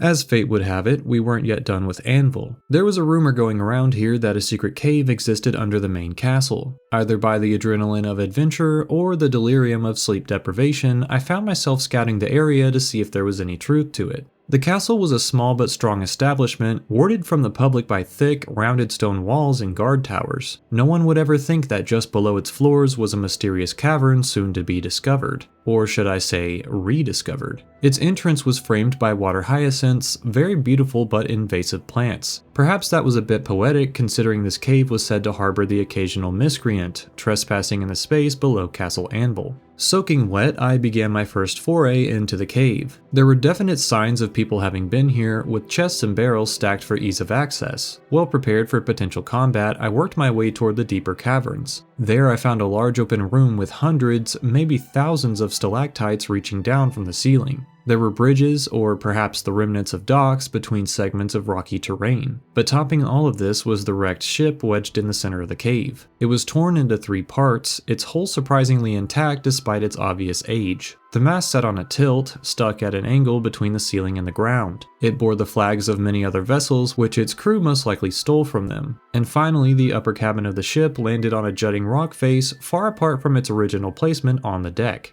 My exploration of these separate pieces would need to come later, as it seemed the crew was not yet at rest. Their cursed bones walked the deck of the ship, prepared to run through any opposition with a rusty cutlass. Old as they were, their shambling skeletons were easily smashed apart. I took a blade from one of their own to make things more even, if only for the odd sense of respect I began to feel. Each one put up as much fight as they could, not relenting until their bones littered the cave floor. With every skeleton I put down, I built up anticipation for what I assumed would be next, a battle with the captain. I entered the cabin along the wall and was immediately met with his skeleton. He engaged with full power, willing his old bones to slam a blade down from above. Unfortunately for him, it was not enough. With a final slash to the side, his pelvis and ribcage separated, and so did the spirit from its ancient carcass. I looked through the windows of the cabin to ensure I had no skeletons on my trail, then looked toward the journals on the floor. There, I learned the story of this cursed ship, the Black Flag. This ship was helmed by a man named Toradon ap Dugal, who commanded the vessel in the Middle Third Era about 150 years ago. He was born in Dunbarrow, north of Skyrim, and was sold to pirates when he was 9. He was taught everything about sailing by an unnamed pirate who was taken out by the Empire. During a war unknown to myself, Toradon and his crewmates stole the Black Flag from its previous owner, who they killed and tossed overboard. Over time, the crew grew massive, with ships spanning the Ebetian Sea. Members were a mix of sailors, deserters from the war, escaped prisoners, and angry veterans. The ships were all stolen from the Imperial Navy and flew under one name, the Red Saber. When the war ended, the Empire turned its sights on the pirates and soon planned a trap for them in the Anvil Bay. Dugal admitted hypocrisy, but expressed his anger at the fact that they used mages to defeat him. As he and his men pulled the boat along the cliff trying to escape, the mages chanted toward the rock, and it quickly chipped, sending huge boulders down upon the Black Flag. It didn't kill them, but it trapped them all in this cave. At first, they attempted to escape, blasting rocks or calling to the gods for help, but no assistance came. and so they tried to live as best they could in the caverns. For a while, the rations lasted them, but soon people started dying off. Eating only rations, they didn't have the necessary nutrients to upkeep their immune systems. The sickness came after a rough 20 years, and Dougal was the last to have been claimed. In his final words, he asked for the descendants of his rival, Facile Umbranox, to be told simply, hello. As it was his final home, it seemed fitting to name the place Dunbarrow Cove, after the place he was born. And without getting too ahead of myself, I should say I think Captain Dougal would be quite happy to know that, although Facile Umbranox soon became the Count of New Anvil, his descendant, Corvus Umbranox, the current Count, may have more in common with the Red Saber than his father. In fact, the discovery of the Black Flag may have been no accident, as we will see, and perhaps, just maybe, the new Count wanted it to be found, and spread the rumor of its existence himself. After all, it was his father's father who built the castle intentionally upon the wreck of the Black Flag, a move filled with hubris. Of course, this is all conjecture, a lore conjecture. After reading the journals, I traveled down the caravans to search for any other relics or hints to the story. I was terrified and quickly flung my blade up, just in time to deflect the sword of the last cursed member of the Black Flag. Once they were dealt with, I continued scouring the ruins, my heart beating much faster. Clinging to the sunken mast were an untold number of barnacles. Depending on the species, it may have been a good idea to take some with me, for those native to Skyrim are very useful in water-breathing potions. Unfortunately, I forgot. I have to give myself some leeway here, as my mind was a tad scattered after the surprise attack. I made my way out of the cavern in time to watch the sunset over the ocean, and decided I would try to find more information at the docks. The beggar spoke of a ship called the Clarabella, where I could find someone to help repair the cove. After speaking to the captain, I was able to not only refit the amenities of the cavern, but also hire people for their services. My first steps back into the cave saw it full of life. A roaring fire sat just by the entrance where a man read classic stories of theft.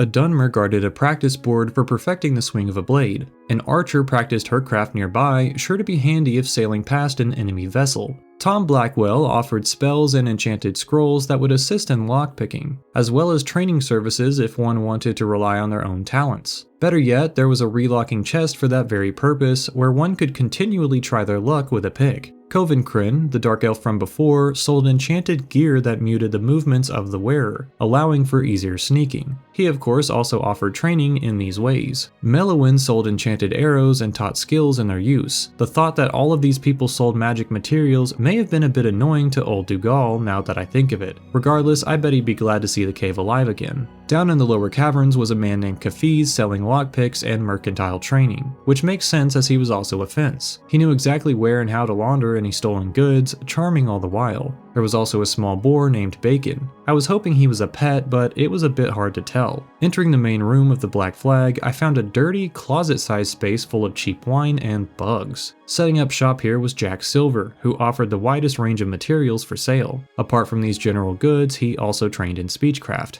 In the lower levels of the ship were many chests to hold the loot of the crew, though it would probably not be wise to trust this band of people I had just met. In fact, I began to get a little nervous, my adrenaline having waned and my senses setting in. Revisiting the captain's quarters, I found a nice bed and a cutlass stuck straight through the wall. I was unsure if I should take this as a threat or a gift. I was also asked by a few of the crew members if they could go on a trip to plunder the area. I told them sure, not thinking they would probably be going after nearby houses, and if rumors are to be believed, the resultant share would not be much anyway. As I began to head out, I found a new path through the cavern. It led directly into a hidden passageway. At the end of one hall was a set of pillars, which, when pulled, revealed a secret entrance to the castle kitchens. Two people sat there, and I narrowly dodged their view, pulling back in the nick of time. Another path led right into the Countess's private chambers, which only further adds to my idea that Corvus Umbranox had known about this cavern for a very long time, seeing as how this connects directly to his royal quarters, which now hosts only his wife. Strange coincidence that. She also seemed to know I was there, reacting to a slight sound of stone grinding upon itself. It was my luck that a guard was also there, in front of whom she could not reveal her obvious understanding that someone was using the secret tunnel. For all I knew, she assumed it to have been Corvus. I wondered how many times he'd gotten away with theft, avoiding the light and miraculously arriving back at home to rest.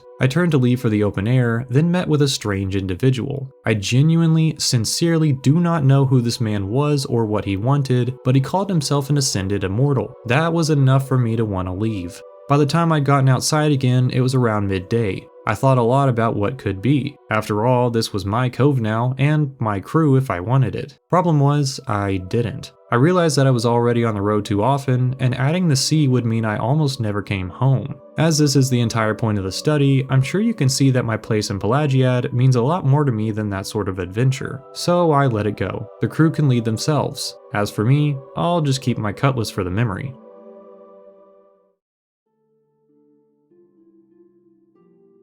Our next destination was Skingrad, a very populous and well-funded town. Its spires soared into the afternoon air as Dusky and I rode in. The weather fluctuated wildly during the trip, going from sunshine to deep rain and back again. I was happy to step into the castle chambers, if only for a moment. My goal was to speak to the Count about a vacancy, but Haliers informed me that he was busy. Instead, I would need to speak to his assistant, Shumgro Yarig. Luckily, I found him just outside as I was taking a look at the city skyline. For a steep 25,000 gold, I was given the deed to the house. The previous tenant, Vander Allen Turbatius, was behind on rent by months and so would be evicted. I felt a bit bad for this, especially as I wasn't told before purchasing, but when I tried to speak to the man later, he seemed entirely unbothered with the arrangement. The house, known as Rosethorn Hall, was fairly nondescript, similar as it was to all the residential buildings around it. There were pretty vines flowering along the walls, but the same could be said for the other places too. In general, this well-to-do town was a high-quality place, if a bit cramped. The interior was barren as expected. All that remained was a nice light fixture, a table, and a chair. Even so, all of these were of great make, and the stone room already felt strangely comfortable. Maybe it was the stability of the town itself that gave off this air of safety. A nice detail of this house was that the fireplace was dead center, which would help spread heat throughout the lower floor with ease. The windows were nice, and a rub with a rag would easily take care of the rain streaks. Just upstairs was a balcony that looked down upon the first floor. Following its lead, another balcony stretched outward over the street. It was nice, though it would probably only be used for people watching. Still, the thought of bringing a decent chair out here, reading while listening to the rain, it could be very cozy. Back inside, I made my way to the bedroom. It was a bit pitiful, and the old bed remained in place from Turbatius's time here. This would have to be removed. As I was dusting cobwebs, I found a scroll, rolled and tossed above the door. It was dated in the year 227, meaning the letter was 206 years old. Apparently, a person was framed for some sort of crime. He had lived here since childhood, growing to take eventual ownership of Rosethorn Hall. He had also apparently fallen in love with a childhood friend, to whom he bequeathed a secret cache of valuable items. It was hidden with a riddle as a hint. 2 bodies have I, though both joined in one. The more I stand still, the quicker I run. He then told her he would escape prison to find her once more. Perhaps he did and there was no need for her to find the note, or perhaps she happened to see him before it was even necessary. I choose to believe they made it away together. Still intrigued by the hint, I began to search the home for treasure. The last room to explore was the basement, very dark and empty. Old cloves of garlic hung on a post, and just above them was an hourglass. Of course, 2 bodies joined in one, with time resetting if the sand was flipped. Within its sandless encasement were 2 flawless emeralds, 2 flawless sapphires, 2 flawless diamonds, and a ring etched with the word Grey, the last name of Deravin who wrote the letter. This ring enhanced all the skills commonly used by thieves, and so it was not such a stretch to say that he may have been one in the past. Also, by coincidence or not, the title of The Grey may have been in reference to the Grey Fox, who did already exist for 94 years prior to the note. Although not a certainty, it's an interesting thought to entertain. In any case, the gems helped soften the blow of the house payment. As it poured outside, I made my way down to the shops. Shum had told me there were upgrades to purchase at Colovian traders, and this home definitely needed them. I could tell there was a lot of potential, but empty rooms are comfortable for very few, and so I bought each and every possible enhancement. Judging from the result, I would say it was well worth it. The dining hall was much more alive, covered in paintings, tapestries, and other decorations. I find the choice of having a carpet below the table a bit dangerous, but the fine manners instilled in Skingrad's people probably removed that worry. Another nice detail are the display cases across from the table. They could be filled with jewels, weaponry, or other materials one wants to show off. This isn't my style, but I can imagine why someone would want them. Perhaps to display first editions of popular books. The fireplace in the hall made for a nice area to relax and have tea, though the lack of lighting was unfortunate. Some candles could have been spared to make things more visible. Further down the hall was another large display case and some dressers for storage. There was also a comfortable writing area, though a lantern would most definitely be necessary. After all, I ended up taking these notes at the balcony upstairs, which was quite beautiful. The curved wooden railing was without flaw. This hall was fitting of royalty, nice as it was. There were 2 display cases on either side of the balcony door, and the green was such a nice shade. Further down the line was a chest and another table which overlooked the dining hall below. The room I found most comfortable though was the bedroom, naturally. With its enhancements, it truly took on a life of its own, offering more than enough storage, relaxing lighting, and a marvelous red bed to rest on. The windows allowed moonlight to seep through, but not far enough to wake the owner. On the other end of the room were large blue display cases, another desk, and a nice table for 2 by the window. With some snacks and beverages from the nearby vineyard, this would make for a great evening. The desk was nice with a lot of surface space, and it looked to be entirely brand new. I climbed up on the door frame to see if there were any other notes, but nothing was there. It was then that I noticed and heavily questioned why the chandelier from above was not lit. That alone would solve the primary issue I have with Rosethorn Hall. It was of course to be expected that large interiors would require many candles to keep them lit, but the thought of maintaining these each and every day was somewhat tiresome. Perhaps I would be able to hire someone to do that job in my stead, as well as to pick up what the movers accidentally knocked over. The basement was filled with storage containers as well as a new sleeping area. Perhaps the previous owners also hired a live-in cleaner, as I didn't specifically request this be done. Before going back outside to follow this idea, I sat and enjoyed some tea by the fire. My pockets were running out of canis root, but I had just enough to last me until my later visit to Skyrim. After asking around town, I was directed to none other than Colovian Traders, where I bought all of my upgrades. It seemed Aya, the clerk's assistant, was looking for a different job. This was a perfect match, and so I took her on. We walked back to Rosethorn Hall and talked a bit about her history with Gunder. It seems it was a bit one-sided, and she was happy to be working here instead. Little did she know that instead of working here, she would just be living here. I gave her the keys, took one last look at the fire, and told her I'd come visit sometime. Skingrad is one of the most expensive places to live in Cyrodiil, and there is good reason for that. It's located in an area of good climate, is host to the best vintners in the province, has decent nightlife in the nearby bar, and offers a great deal of safety within its walls. It just so happens that I felt a bit cramped by the exterior architecture, which is no fault of the home itself. For all of its obvious benefits, I give Rosethorn Hall 5 stars. Dusky and I passed the vineyards on our way out, prepared for a journey deeper into the West Weald, for there was the abandoned priory of an old monastic order, key to the histories of the Crusaders' relics.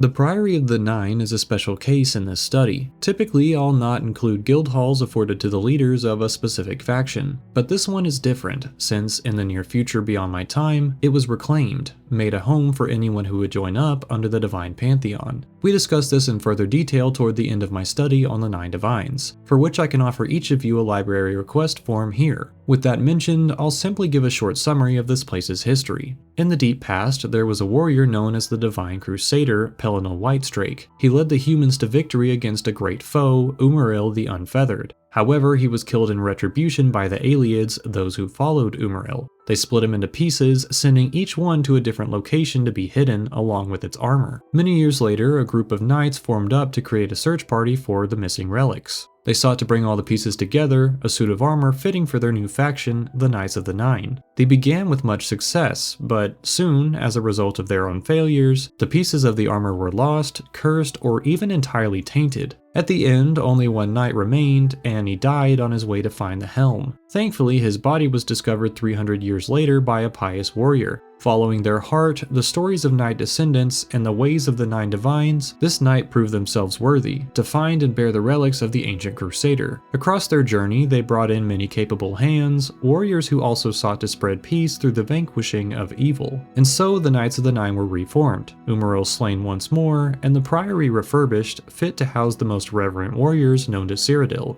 All of this happened a little later than the time of my visit, however, and so I found the place quite disheveled. It was clear that it could have been quite wonderful during its heyday, but now the walls were broken down, the garden empty, except for 2 overachieving carrots, and the chapel completely silent. The beauty of nature stayed its course, however. There were brightly colored columbine flowers, dandelions, scattered bits of lavender, and native to the region, there were the vibrant trees that changed color all throughout the year. Through a small tunnel I found a stained glass fixture in the ground, depicting Pelinal's final battle against Umaril. This piece of art was in pristine condition, almost as if it was being protected from the elements by forces unknown. An unused well and target bale also sat in the yard, neither of which had probably seen function in the past 3 centuries. And even though everything was deathly still, there was an uplifting feeling about the valley where this priory sat. Out of curiosity, I stepped into the nearby church. It seemed someone was still keeping the candles lit. Perhaps they popped in now and then to see if there were any squatters, or maybe even someone willing to revive this place, bringing it back to its once magnificent standing. Whatever the case, I found myself enchanted by the hall, as well as the dedication of whoever this unnamed person was. And then I noticed that the 9 rings in the stained glass were empty. In typical chapels, these were filled with the symbols of the divines, Stendar taking the middle placement. It was almost as if the building itself knew things were missing, that somewhere, someone would come from the void and rebuild. This was all just a thought though, coming from someone who was very tired and looking for an easy rest upon an old pew. And despite the fact that I don't follow the 9, I still felt somewhat comfortable in this abandoned shell of a chapel. As it started to get dark, I lit a torch and began looking through the main priory. It was mostly intact, though there were objects tossed all around.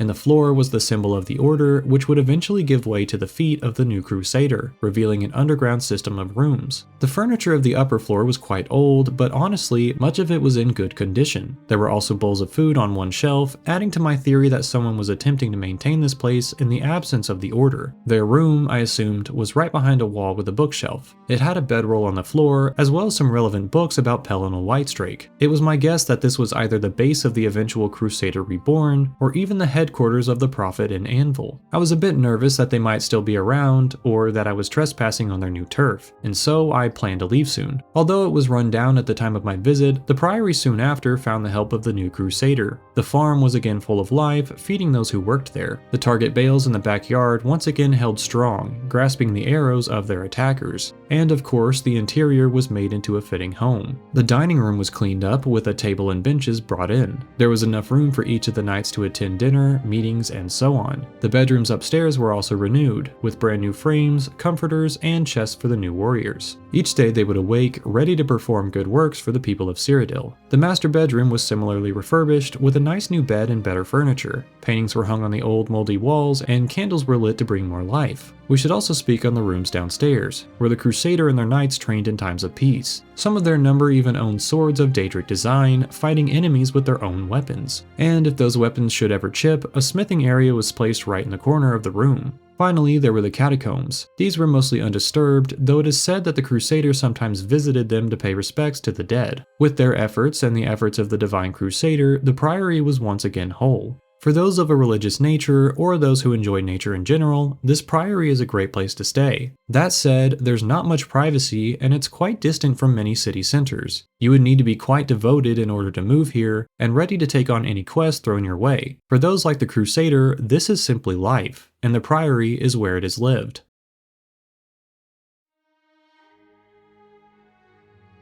Leaving the West Weald, we curved along the border and made our way south. The first stop in this direction would be Breville, the most unfortunate town in Cyrodiil. It's not by virtue of being innately terrible that this place suffers, but I can share a few ideas as to why that is. First, the Imperial City lends it no funding. Second, its placement in the swamps makes it a poor location for any kind of business. And third, the Count is a careless man who won't lift a finger if it means ending the skooma epidemic. It was my unfortunate displeasure to meet with Count Regulus, who couldn't seem to regulate anything. And since I had devoted myself to the cause, I was forced to pay him 4,000 gold in order to purchase the only vacant property in the town. As if it wasn't already a dreary, run-down excuse for a settlement, the rain was drenching all the untreated boards that made up the buildings. Some of them seemed posed to crumble at a moment's notice, waiting for just the right drop of rain to do them in. No exception was the shack I had just purchased for 4,000 gold. And to put this in perspective, just 6 years earlier, the Rethan and Endaris manors were each 5,000 gold. Granted, there was a lot of legwork involved there, and this place was closer to the Imperial City. But still, as someone who travels a lot, this did not make sense. The only cost close to this in Cyrodiil was Benaris Manor, but even though it was haunted, the home itself was of great design and quality material. The same could not be said for this decrepit, rotting waste of a building that threatened to tip off the boardwalk. On the exterior, it may look quite large, like a 2-story home in a sea, or muck pond, of studio apartments. This was deceiving, however, as we would soon see.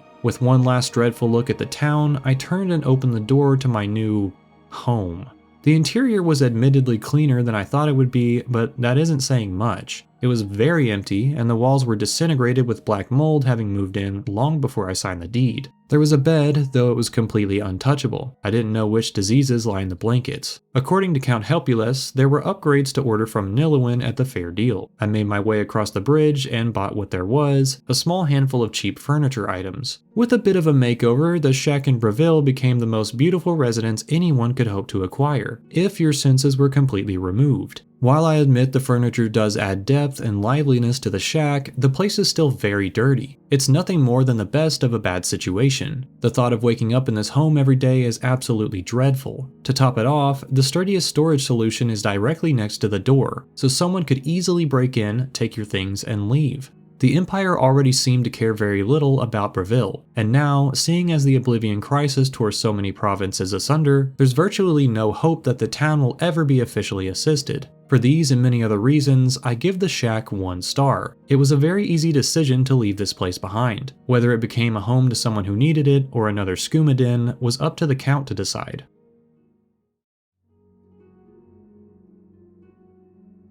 Although still swampy, the region of Blackwood toward Leowin was somewhat more tenable. Even with the constant rain it seemed better, and Dusky's hooves weren't getting stuck in the mud either. Eventually we came upon Maik the Liar, a mysterious figure that I just had to speak to. I don't know why one would want to destroy a building. It takes time to make it. Much time. His knowledge truly knows no bounds. I brought Dusky into the pen to escape the rain, then made my way into town. As promised, I also made a visit to say hello to Witsy Dootsy, then I made a trip to Southern Books to see Bugak, who I'd not visited in some time. It seems the store was still up and running, with many beautiful tomes lining the shelves. He even had a first edition copy of Varieties of Daedra by Arania Drethan. It was made with purple leather and covered in silver accents. I just had to have it, and since I was a friend, he gave it to me for a mere 10 gold. When the shopping was done, it was time for business. The castle and the Count awaited me. For 7,000 gold, I purchased the only available home in town. Although Leowin was definitely better than Breville, its homes were only a minor upgrade. My new house was missing tiles on the roof, and what tiles remained were scattered, poorly aligned. It may not have been so bad if it were not right upon a dividing line between the lower and upper class neighborhoods. Such a clear separation was unfortunate, and one would think the houses here could at least be renovated to match. One positive of the lower class area was this nice pond. I know it sounds a little strange, but to me it was very pretty. The fish and dragonflies must have agreed, floating happily in and around its waters. I'm not sure the fish would be safe to eat, but they most certainly would be nice to watch.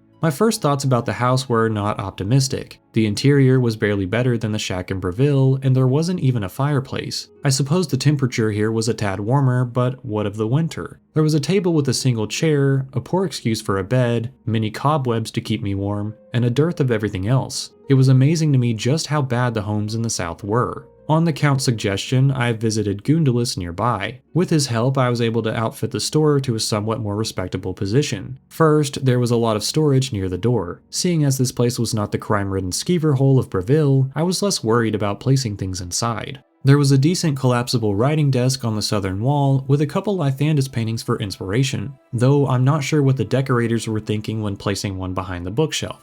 To give the house the appearance of being larger, partitions were used to create separate sections, though to me this didn't work. Instead, it made an already small home feel very cramped, and the tapestries themselves were incredibly dirty. It seemed this was a worse home than the last in many ways, though safer than the previous town. I ended up offering it to a beggar named Radirsha, who very happily accepted. Perhaps it would get her on her feet again. I also suggested she apply to assist the 3 sisters at the inn, as we know Shiravi could really use a helping claw. It seems certain visitors were not such a fan of Shomara's cooking though. Why do Khajiit lick their butts? To get the taste of Khajiit cooking out of their mouths.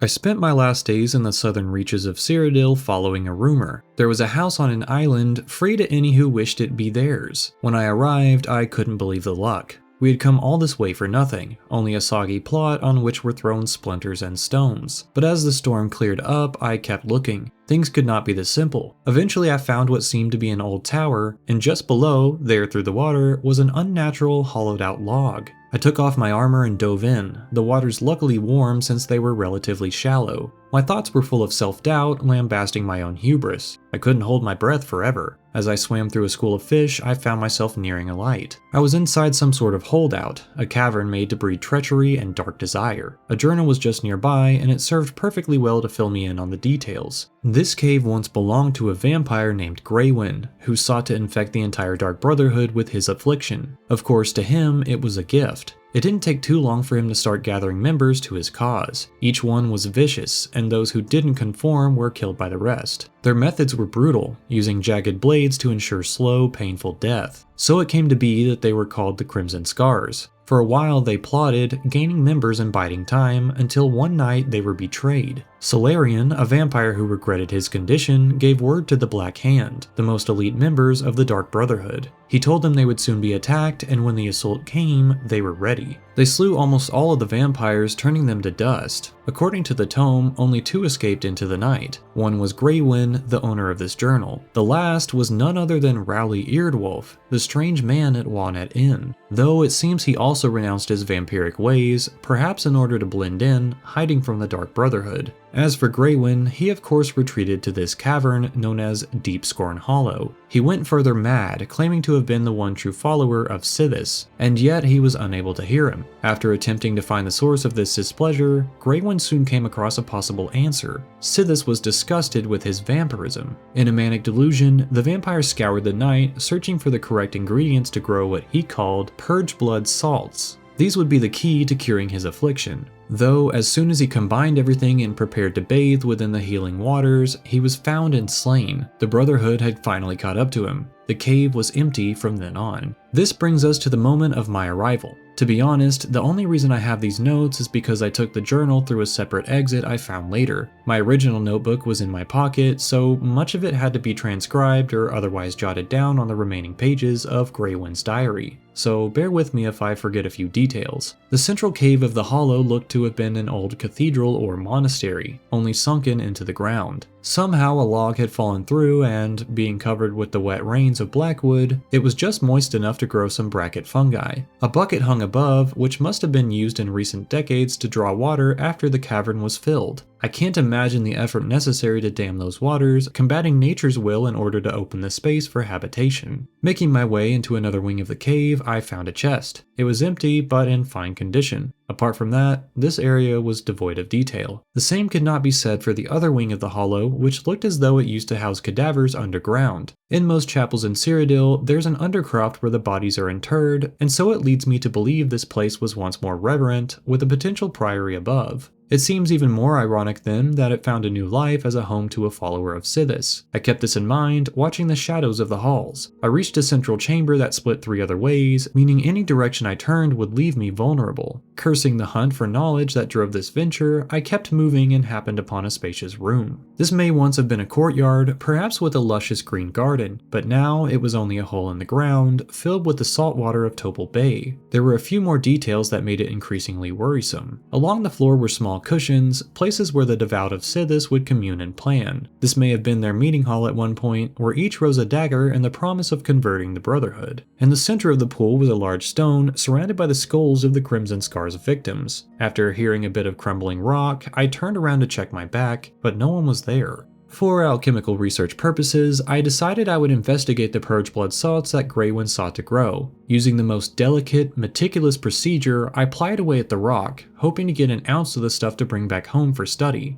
My efforts paid off, and I was then the proud owner of a collection of minerals that appeared wounded from my strikes. After a few more sounds of, most likely bats, I began to pick up the pace. I found a room full of skeletons, no doubt the victims of the Crimson Scar vampires. The silence was getting louder, it seemed. Every step I took echoed a bit less until there was no reverberation to be experienced. Apart from the slight flicker of my torch and the trembling of my still wet clothes, everything was still. I soon became a bit lost, and thinking I was nearing the exit, I stumbled into the realization that I had made a massive mistake. A twisted hall of stone pillars and cavernous rock descended into the earth below, lit only by red candles. I stood at the end of it in horror at what I'd found. There in front of me was a statue, a ghostly visage of none other than Sithis himself. This dark being of chaos was the patron of assassins, of those who do evil for fun, and of those who wish to return to the nothingness from which they came. Its form was grotesque, and the steps down to the base made it all the larger. Souls of the cursed reached toward him as he carelessly toyed with their skulls. Faceless as he was, he still exuded a complete lack of respect for the sanctity of life, perfectly in keeping with those who follow him. And speaking of this, it's clear that Graywin offered many of these skulls himself. They lay at the feet of the statue, near what is ostensibly the pedestal at which he planned to cure himself of vampirism. Judging by the uncanny, discomforting, and altogether unfortunate depictions of stone followers, Graywin had lost his mind completely. There could be no belief that any of this was for a semblance of gain. On my way down the path, I found a bag of gems, as well as a dagger called the Crimson Eviscerator. Simply holding it felt wrong, and there were immediate signs that it was enchanted with unholy magic. The blade I held was no doubt used to kill many innocents and would probably best be destroyed, but for fear of whatever may come after me, I decided I would simply return it to the box and leave, making my way quickly but carefully to a ladder I spotted on the way in.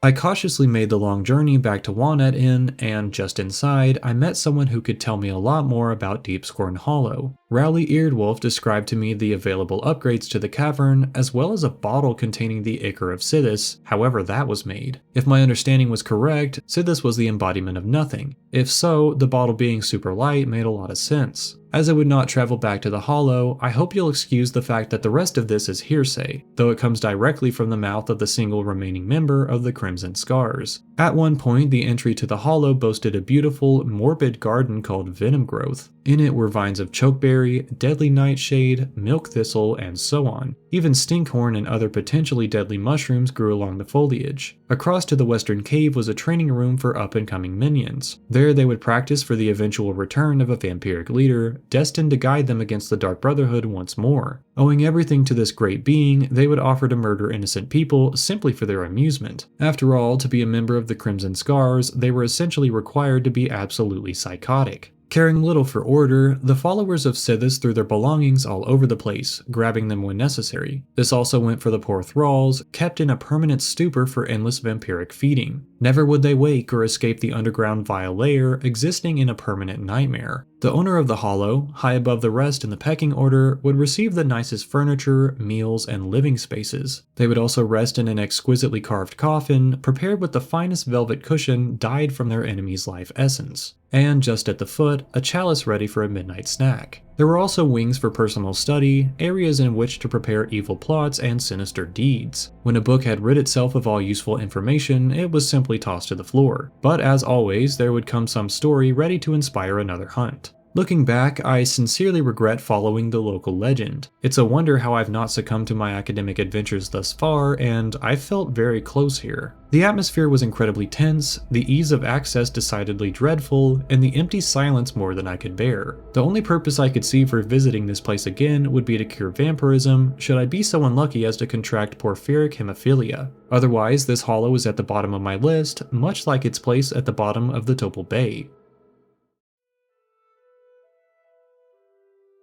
While I was in Wei, I decided to cross the Imperial City off our list. I walked Dusky into the Chestnut Handy stables, then had an idea. While I was comfortable riding through the various elements insulated by armor, poor Dusky was wet and cold. Maybe the owner could offer a blanket or something, for additional cost. Even better, Snagrabura offered to outfit my noble steed in a full set of armor. He was dashing, covered in beautiful moonstone feathers and a regal purple saddle. With this and a roof over his head, he would be more than comfortable while I made a trip to the county offices. There I spoke with Vinicia, who, although appearing a descendant of Great House Karen, was actually their victim. She fielded all the complaints for the market district, which was a difficult job. Happy to have a simple customer, she handed me the deed for a shack in the waterfront district. This southern extension of the capital was the most lightly patrolled and the most poorly funded. It was still considered part of the Imperial City, but it was not offered the same luxuries as those within the walls. Instead, the people here lived in shacks, many of which had simple cuts of wood serving as roofing tiles. There among the soggy coast was my new home, the smallest of all the nearby shacks. To think everyone here woke up each morning and saw the white gold tower, knowing they would never truly afford the benefits it claimed to share. It's no wonder then that the place is known to host an extension of a certain larcenous faction. The interior of the shack was not as bad as the outside. The furniture was certainly of poor make, but at least it was decently dry and there was a roaring fireplace. Even the house in Leviathan lacked a proper heating system. It's a shame this was the only positive. I wasn't sure if there was anything that could make this place better, but no addition could possibly make it worse. I made a stop to see Sergius Varus at Three Brothers in the Market District, which felt like a bad joke. Placing myself in the boots of someone who lived at the waterfront, the ownership of one of those shacks was already incredibly difficult to pay for. And to top it off, if they wanted furniture, they had to walk among people in their finery, ignoring all the shiny baubles so they could have a painting on the wall of their rickety hovel. I wasn't sure how to solve the Imperial City's homelessness issue, but one thing I knew is that I had no intention of staying in this shack. Without bearing the lead, I fully planned to donate this home to those in the area who needed it. With that said, let's look into the small amount of upgrades I was able to get. First, there was now a bit of storage and arrangement to the place. A new table was delivered with 2 tomatoes and an apple, which we need to count as an important addition. This bed was not replaced, but some other wall hangings were set up, as well as chairs by the fire to keep warm. The home was still very dirty, but seeing as how it is near lake level, there would often be some mud drug in. Overall, the primary benefit to the owner would be a place to rest that was at least loosely under the eye of the Imperial Watch. Even that is generous. Worse yet, the stable was a decent walk away. The rain continued to pour down as I eventually reached Dusky. With a stomach full of hay and a dry coat, he carried me to the west. There we would meet a fate I had been warned about only months ago.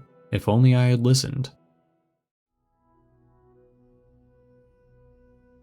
It seemed the storm would never relent as I neared Coral, but after a good rest at the Oak Enclosure, all was well. I made a walk across the street to visit Seed Neas and grab some supplies, but heard that her daughter was missing and the horse to boot. It seems that she was lured away somewhere, and unfortunately for all of us, it was exactly where you'd expect. Her last trip was to make a delivery to Hackdirt, the ghost town that still crawled with people. This may have been the time to put a period on the end of that sentence, but something tells me I only made things worse by following the path. Wherever Norden Ramsey was, I'm sure he cursed my misplaced courage. Before we could see what the city of Coral had to offer on the housing market, I would need to investigate the town of Hackdirt once and for all. The people there were creepy as always, very cryptic and unnerving in their response to questions. Eventually, a person I will not name was able to help me. They told me to meet them after dark and that Darma, the missing woman, was in danger. Sure enough, I found her horse Blossom standing within the charred remains of a broken home. It was then I knew Darma would certainly be there, somewhere hidden within the enigmatic settlement, and so I waited for nightfall, where my informant would help me locate her. They told me something called the Gathering was about to occur, where the citizens of Hackdirt planned to sacrifice Darma in order to bring back the Deep Ones. These were apparently some sort of living deities that existed underground beneath the city. They brought arcane knowledge to the members of town that helped to make them rich in the past. But one day, Imperial soldiers came and torched the place, fearing the stories they had heard. The citizens hid under the earth, biding their time and hoping the Deep Ones would return. Eventually, a woman named Atira found an old set of books that allowed for communication between the town and the Deep Ones. It was then that the sacrifices began, with the Deep Ones requiring blood in order to offer their magic once more. This could not be allowed. I knew that I had to find Darma and save her before history would repeat itself. In a twist of fate, I found myself once again at the Moslin Inn.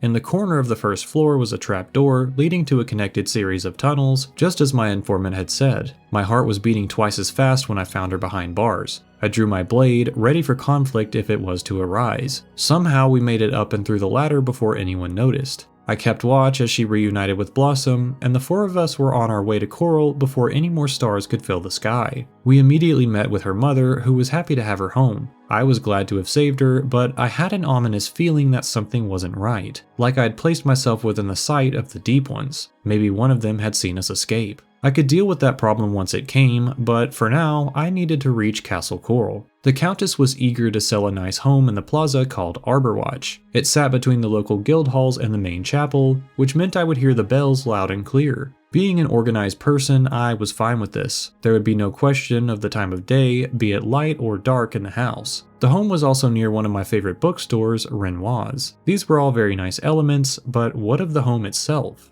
On the exterior, it was clearly well crafted, if a little bland in color, but I've always been more of a practical type anyway. I find that subtlety allows the unique to shine more radiantly than before. In other words, if everything is special, then nothing is special. The wood and stone of this home mixed together quite well, creating depth but not looking too flashy. It was the perfect form on a bed of vibrant green. The home would be comforting, and the natural elements were able to take center stage, sometimes literally, such as with the great tree of the plaza. Around the side of the building was a small tunnel. Though certainly not for a horse now, it may have been at one time when the city was less fully developed. In any case, it looked very pleasant. As expected, the interior was barren, save for a small silver plate on the floor. Perhaps it slipped out of the cabinets as the last tenant was moving. In the shadows were a table and a single chair, perfect for a member of the Deep Ones to eat at. Jokes aside, I began to feel those symptoms of uneasiness. It soon came to my attention that this building mirrored Moslin's Inn of Hackdirt in many ways. The top floor was almost a direct copy, only without furnishings. I recall that attempted review as if it were yesterday. Hopefully this would leave my mind sometime. As luck would have it, Seednius was my contact for upgrades to the home. She offered me a discount for having saved her daughter, which was not expected but appreciated. Also unexpected was the compliment by Darma, and I'm sure my cheeks were as red as they could be. Alas, only one person has my heart. With proper furnishing, Arborwatch soon became a worthy home. It required many candles since it was so dark inside, but the atmosphere was quite comforting. There was also a deep emerald tapestry that I really liked. It reminded me of the plants just outside. For some reason, the movers also left the plate on the floor. I went to pick it up and then set it on the coffee table. Somehow it sat vertically without issue. I left it out of novelty. All the other furniture here was in prime condition, and the dining hall was no exception. Under a beautiful chandelier was a table set for 5. Perhaps the other chair was moved to a table, but no matter. The dishes were all of decent quality, though the bowl in the middle contained a deceptive pattern that looked a bit dirty. By the one window on the first floor was a convertible writing desk, perfect for taking these notes and recalling the events of Hackdirt. I wondered how much time I had before the brethren would set loose upon me. Upstairs was a nice bedroom, very open and spacious. Lighting was no problem as there were multiple windows and a large chandelier. A deep red carpet offered camouflage for drink stains, and I could imagine hosting nice afternoon get-togethers here. As for the bed, it was simple but elegant. The emerald green was a different shade from the tapestries, but I chose to view it as offering variety. After all, these beds were far more comfortable than those in Morrowind, not to mention Skyrim. If I were to move here though, a bigger bed would be necessary. As it stands, this home seems more poised to house a single parent or well-to-do owner with live-in custodians. On that point, the top floors were almost just as nice, though with much smaller beds. It wasn't hard to imagine children growing up here, and that thought helped to alleviate similarities between Arborwatch and the decrepit hotel in Hackdirt. Each bed was unique, complemented by different tapestries and rugs in each room. These comforting places to rest, combined with the perfect amount of storage, well-crafted furniture, and opportunistic placement directly in the central plaza, deserved a rating of 5 stars. Anyone would be lucky to live here, and as of yet, I hadn't quite decided what to do with the home. It was incredibly costly at 20,000 gold, not to mention the near 20,000 it cost to renovate. But even with the threat of the Deep Ones in play, the home felt safe and secure. Perhaps it could be converted to a guild hall or other faction residence. Those were my last thoughts when I drifted off under the bed's verdant sheets. When I purchased Rosethorn Hall back in Skingrad, I was told that the current tenant was being evicted. This man, Vanderalen Trebatius, was more concerned with a certain castle by the name of Battlehorn. He said it was near Coral, so after a light breakfast, Dusky and I went off in pursuit of it. Apparently the place was under siege by bandits. As I approached, it seemed all was quiet, though turning the corner showed this wasn't so. I prepared to fend off the brigands, cutting them down before they realized I was there. Unfortunately, I was too late to save the owner, Lord Kelvin. Dusky was a bit reluctant to enter the castle, but I eventually got him settled in long enough to speak with the guards, who filled me in on exactly what was happening here. They gave me a will which contained Lord Kelvin's castle and all of its land. The Knights of the True Horn were once proud and strong in number, but over time their provisions were running out. They escaped here from Laneland Hammerfell after their faction attempted a coup on Baron Shrike. This failed, and the leader of the True Horn, Lord Kane, told them all to split up and hide until they were contacted to regroup. Thing is, they were never contacted. Instead, the members of the True Horn slowly abandoned the cause or passed away. The only remaining knight was Lord Jaren, father of Lord Kelvin, who passed on the front lines this day. The castle had fallen on such hard times that they had to sell most of the furniture and amenities in order to keep themselves fed and the walls standing. A friend of the family named Nilphys was holding onto these pieces until debts were repaid. With a friend like that, who needs enemies? Despite lacking much in the way of furniture, this castle was still of immaculate design. The entryway was massive, with large stone pillars and stairways highlighting the grand size of the structure. There was also a statue of Julianos in the hall, along with a small shrine for his followers to receive a holy blessing. As for the rest of the hall, it was almost completely bare. Empty pedestals sat in the back room with layers of dust so thick you could ride upon them. This just would not do. A castle so fine as this needed to be refurbished, and so I made a visit to the family friend at the Merchant's Inn back in the Imperial City. It was a beautiful, sunny day when I arrived back at the castle. The bodies of the marauders were stacked at the entrance, with the Knights of the True Horn deciding whether to bury or burn them. Lord Kelvin was outside as well, and the Knights had already begun a plot for him just nearby. Though there's more history to share, we should probably begin talking of the castle itself. It's obviously a fantastic, strong fort in which to live, but it also has other amenities useful to the owner, such as the forge within the courtyard. There, new armor can be made for the knights, and if necessary, repaired. There's also a resident smith named Niels, who can use this space to repair your gear upon request. He also has a dog named Hjalti, whose title bears much significance. It's worth mentioning that Niels' home within the property is much better than 5 of the previous places we've inspected. He has a fire, a bed, any furniture he needs, a forge, and so on. And of course, if he wanted to rest in the castle, he could do that too. After all, it was now technically mine, and with this realization, I decided I would pay him enough to refit his house whenever he saw fit. Without his services, it's possible this place would have fallen long ago. Soon after returning to the castle, I was told of an upgrade to this very segment of the courtyard, a completely new setup involving an ancient Dwemer forge. I paid for its delivery, then sent one of my knights with the money necessary to acquire it. When it came, I knew I made the right choice. This would easily help Niels with his job, and if I so chose, I too could repair gear here, since the forge was enchanted to enhance those abilities in all who stand near it.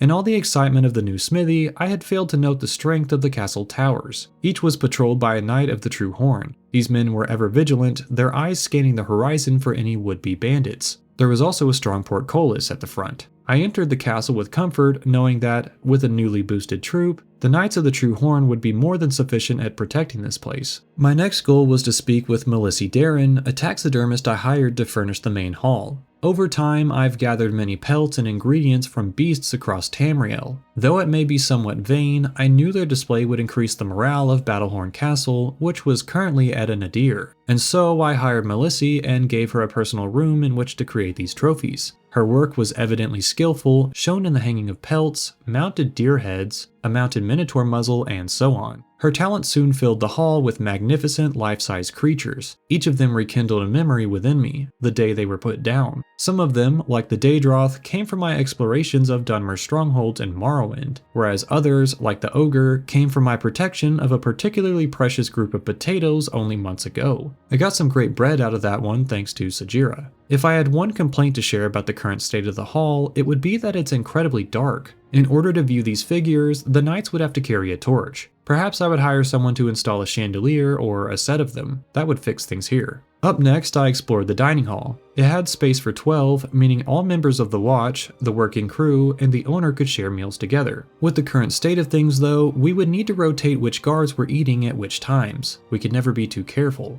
It goes without saying that all the dishes here were perfect, made of strong steel or silver. And of course, the dinner party is surveyed by the large black bear of the West Weald, killed by necessity during my study of the 9 Divines. After walking through the kitchen, the next area I looked into was the bedroom. It sat on the upper landing above the trophy hall and had multiple rooms within its bounds. First, there was a more personal dining area for the owner, their partner perhaps, guests, and so on. Next, there was a fantastic writing desk and office area. Lighting was a concern here too, though that could be fixed. The idea of windows was nice, but they would ultimately have been a liability for a castle so often attacked. Maybe they could come eventually. Another area fulfilled a dream of mine, owning a small personal library. As you may be able to tell, I very much enjoy reading and learning the history of our natural and sometimes unnatural world. This area would allow me to relax while learning, and the shelves were of very strong make, something that could not be said for many others. The largest and final space in the private quarters was the main bedroom. In the corner on the pedestal of stone was the bed. It was red and gold, in keeping with the themes of the castle. On either side was a shelf to fill with even more books. Just across the way were the dressers and wardrobe, and in case there was a worry of being cold in the castle, a fireplace existed here on the second floor. The server, Rona Benanius, was currently cooking up a batch of sweet rolls, which were extremely good. This, for the moment, finished my inspection of the upper floor. Next would be the basement, where the guards were quartered. Each of them had a nice clean bed under a shield of their previous lord. And further down the length of the basement was a very pleasant surprise. Talon, a resident vintner, had already set up to work his craft. With the correct ingredients provided, he could produce many different beverages, including Giuliano's Firebelly, Stumblefoot's Reserve, and even Frost du Blanc. I had expected it to take weeks to get this in order, but as I stepped downstairs, he seemed ready to surprise me with the news. The knights needed to maintain discipline, but part of treating your employees well is making sure they're happy. This room would help with that. Just down the hall was a training room where a man named Shagrel used to spar with Lord Kelvin and the other knights. Now I would be able to practice with him, enhancing my own hand-to-hand combat skills. If I was tired of direct combat, I could also box the punching bag or practice swings of my sword on the training dummy. There's no telling just how much blood and sweat this room had seen. By the smell, it was a lot, but perhaps that only meant it was serving its purpose. Just past this main room was an archery station, complete with a humanoid target dummy and hay bale. While practicing, I missed a shot right over the back. As I went to retrieve it, I discovered a strange shape in the wall, almost like a room had been sealed off. I looked around for a lever, forgetting the arrow completely, and soon I was walking down a cavernous path to a forgotten grotto. I immediately felt something was amiss. A strange green color shone down the hall, and there were sounds of something scraping the floor. Something alive, I thought. The light came from strange crystals I had never seen before. It would not surprise me if they had been some form of Welkenstone converted for use as a soul gem. Drawing my blade, I wound my way through the brick halls and came face to skull with an animated skeleton. He held a shield of the true horn, as well as an amazing sword I didn't have time yet to inspect. Just below was a lich, the source of the undead magic at work here. On her person was a note. I grabbed it, then went back to pick up the sword from before. It was inscribed with a title, the Dragon Sword of Laneland. Its golden hilt glittered in my hand, as did the blue eyes of the serpents as light circled around it.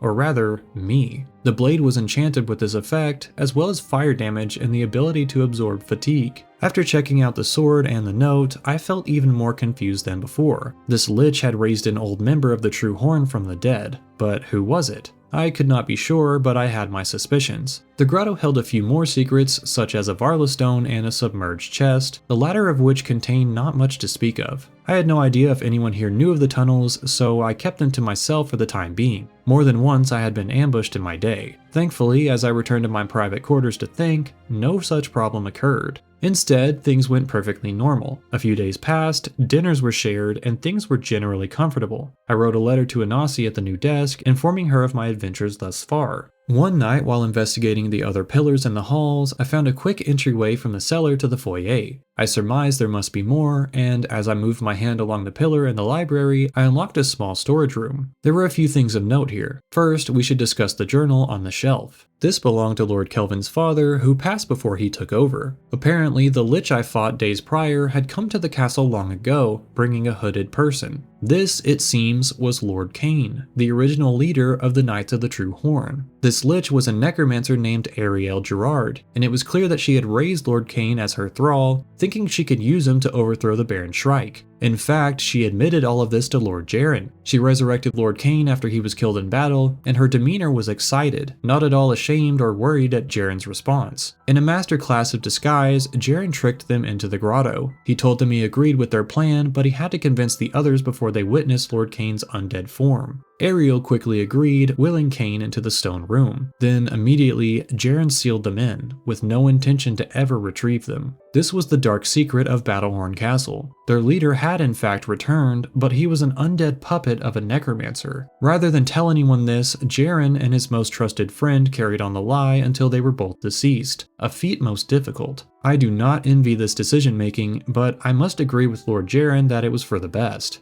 Following the ladder in his secret room, I found myself in the open air. There was a majestic view from here of the wild countryside. He also had a table with a bow and a couple mugs, most likely for he and his friend to come practice their aim on the deer nearby. It's wild to think how much pain was necessary for a place so beautiful to exist, but as it was all complete, there was nothing better to do than preserve it. During my time here, I found myself relaxing in Lord Jaren's sniping spot, reading in the library, or watching the fish in a nearby pond. So much had happened in so little time, and these fish were completely unaware. They simply floated in and out of the weeds while politics and warfare raged among them. Perhaps they were lucky, but also, much like in the case of the castle, beauty comes with pain. To experience the good, you have to know the bad. In that frame of mind, our experiences as people could be justified. As I kept looking at my reflection, I made a common realization. I was getting homesick. Luckily, I only had a few more houses in Cyrodiil to visit, then I could stop back in Pelagia to check in before reaching Skyrim. My final notes on the Battlehorn Castle are that it is a strong place with a deep history. Though the knights never achieved what they sought to accomplish, they built an extremely durable home and a powerful set of friendships that will never fade, whether necromancy is involved or otherwise. Rest in peace, Lord Kelvin.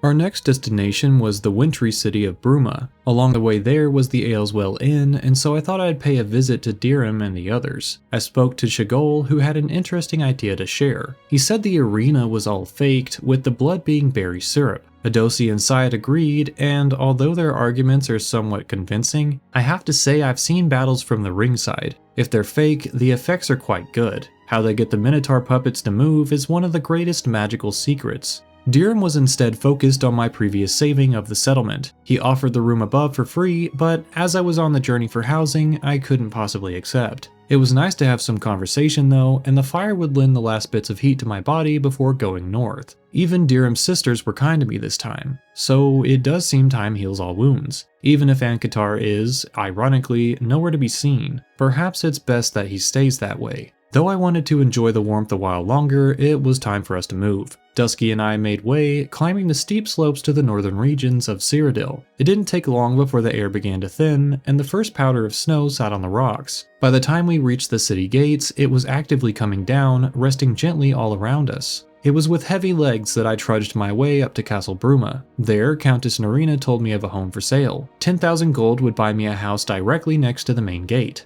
That location could be both good and bad depending on the owner. For starters, it means you would hear all the comings and goings of visitors to town. Second, the bells would chime quite loudly just across the street. And finally, it means that thieves could reach your house before anyone else's. The last point is just a bit of paranoia on my part, as I know a certain faction that would leave me be, though there are splinter cells to keep an eye on. As for the house itself, it's pretty standard. The roofing was made specifically to weather the harsh elements of cold winds and snow. Its dark wood color blended in with the tiles, which left it very neutral in appearance. My first step inside wasn't bad. There were paintings left by the last owner, and everything seemed clean, if very dark. Indeed, I had to carry a torch just to see most of the place. Even the windows didn't aid much in that respect. Downstairs was entirely devoid of light, including the main bedroom, which may as well have been a cave. The subterranean placement was a bit confusing, as basements tend to be cooler than the rest of the house, especially considering the climate of Bruma and the placement of a furnace on the second floor.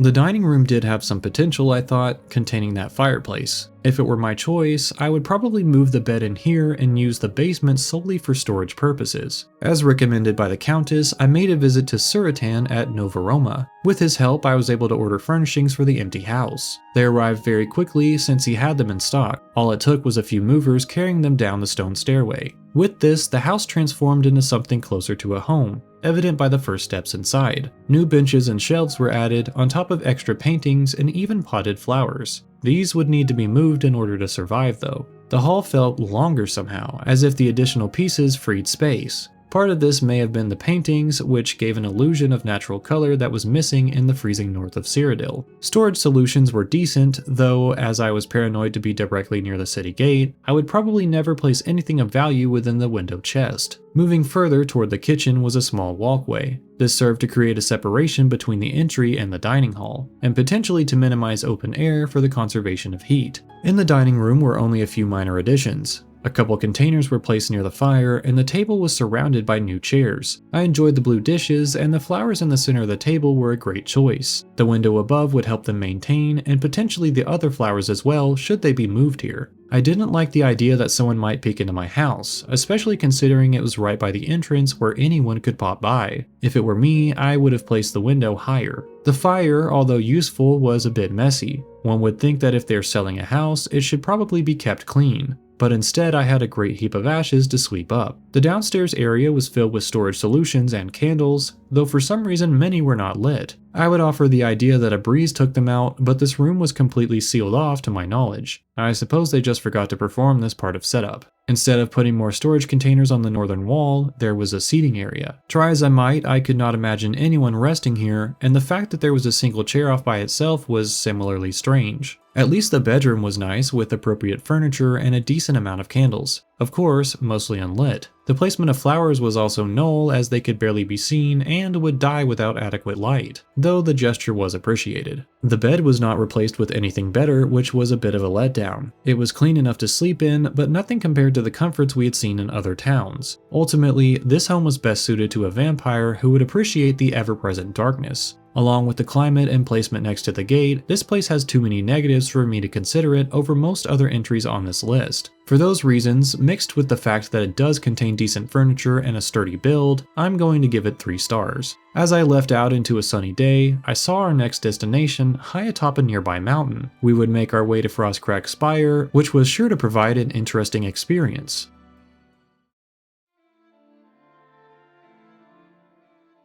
The only interruption on our journey to Frostcrag Spire was a quick stop to gather some tinder polypore. As the name suggests, it would be beneficial in the event that I needed to start a campfire. Thankfully, the weather didn't impede us too much, and we soon found our way up the steep climb to the tower. Dusky insisted on climbing the staircase, which was a heroic feat for a horse. From there, we surveyed a breathtaking landscape of snowy stone, with trees guarding the furthest ridgeline. It was a great yet isolating location, which I assume must have been the wish of the owner. Much of their history would come from assumptions, seeing as how all they left behind was a journal we'll soon get to.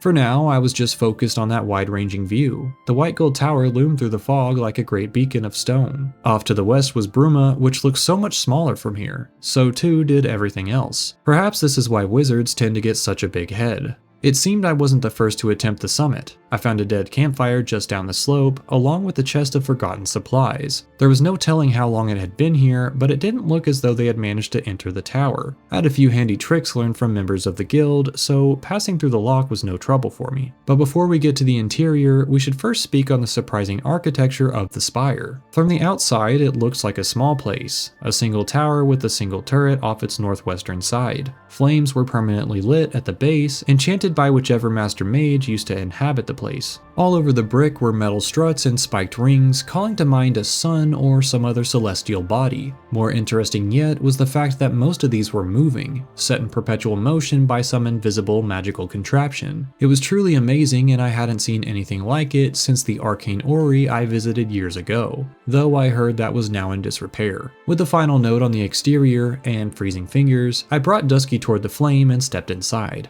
At first, it was but a circular room, with 9 more circles on the floor. Dead center was the largest, from which protruded the hand of an ice atronach. In it was a journal, providing me with all the knowledge I could hope to gain on the place. Apparently, my initial guesses were wrong. The camp just outside is where the previous owner, Terrace Rindle, rested as they built the tower. It was their masterpiece, a place where they could research whatever and however they wanted. They invented a few magic systems in the spire, which we will soon discuss, and suggested that whoever owned the tower should visit Linway in the Imperial City to refit the place. There was no specific decision on who would move in, only a wish that Frostcrag Spire did not go empty after so much heart was put into its creation. As I set the tome back in its place, the circular pedestals around the floor began to rise. At their request, the northern wall revealed a secret entrance into the main hall of the tower. I was immediately intrigued seeing the portals and elemental spawners on the ground. These were some of the inventions mentioned earlier, and they served to make the place that much more unique. Above them were tapestries bearing the mage's sigil, which shows that, although we felt constrained within their policies, Terrace did respect the guild and its advancements. Oh, and he was also an apparent archmage at some point. A band of engraved stone circled the interior of the tower up near the ceiling. The grooves were so perfectly done that it must have been aided by magic, and between each segment of the band were vertical windows shining light into the otherwise dim room. On the central pedestal was a summoning station for Atronachs, as well as 2 stations for other magical creations. Although excited to discuss them, I'll need to wait until we peek at some of the other rooms. As mentioned, small portals were built into the floor. This was the method by which the owner traveled through their tower. Enchanted with some form of teleportation, they instantly brought the user into a specific room. The first one sent me into a dark, frigid basement. Even my torch could not keep me warm as I looked around the stone cavern. Ice built the floor, pierced by metal struts that gave strength to the spire above. Although it was only a single room, it was easy to get confused as to which direction you were looking. For all I knew, east was west in here. Later, I traveled up to the private quarters. There I saw a beautiful garden in the extended turret. It was full of lush, vibrant plants. Flax, lady smock, nightshade, tiger lily.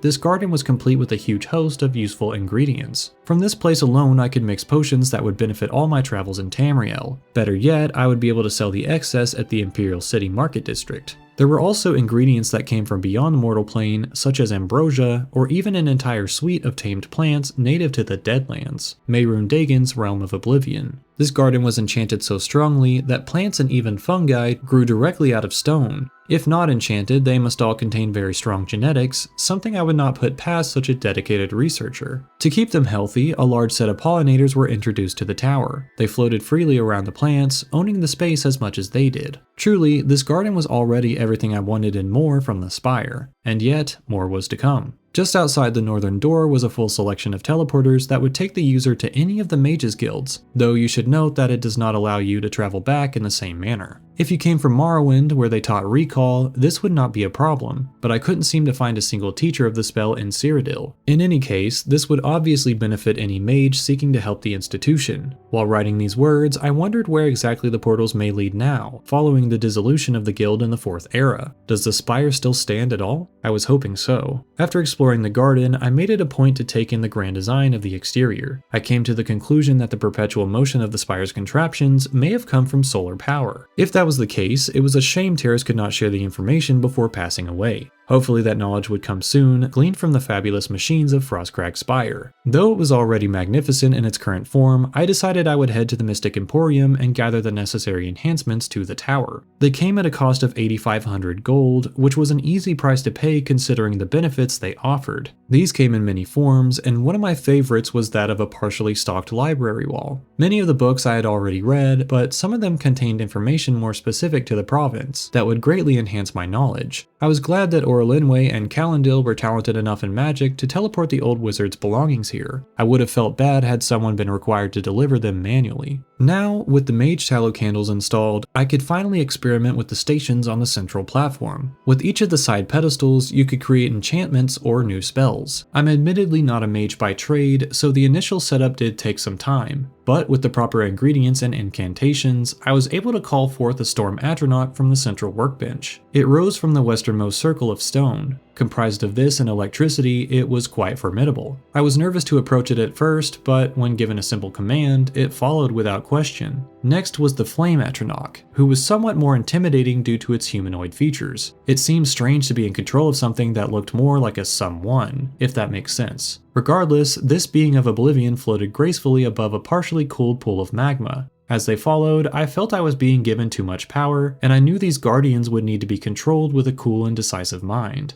To finish the practice, I called forward the Ice Atronach, a being of sub-zero temperature, but might much to the opposite. It stood there, its body covered in spikes that could cleave through any attempted assailant with ease. Out of curiosity, I kept this one around. I was freezing already since there were very few fires here. What more harm could it bring? Down in the vault were now a handful of imps, each guarding the new treasure chests that would someday hold plenty valuable objects. My atronach completely disregarded the flying beasts, not bothered by their presence in the slightest. Although there was no one to talk to here, I felt safe in the fact that all these beings had my protection at the forefront of their minds. The vault itself was a nice, safe way to guard my belongings, though it was incredibly confusing to find specific things in the low light. The circular nature was, as mentioned, disorienting. Eventually I found my way toward a wine rack containing one bottle of Shadow Banish, which our friend Narusa back at the Walnut Inn had been looking for. I put this in my pocket, then followed some dark shapes I saw in the rock behind it. There I saw 2 gravestones, for some reason hidden away.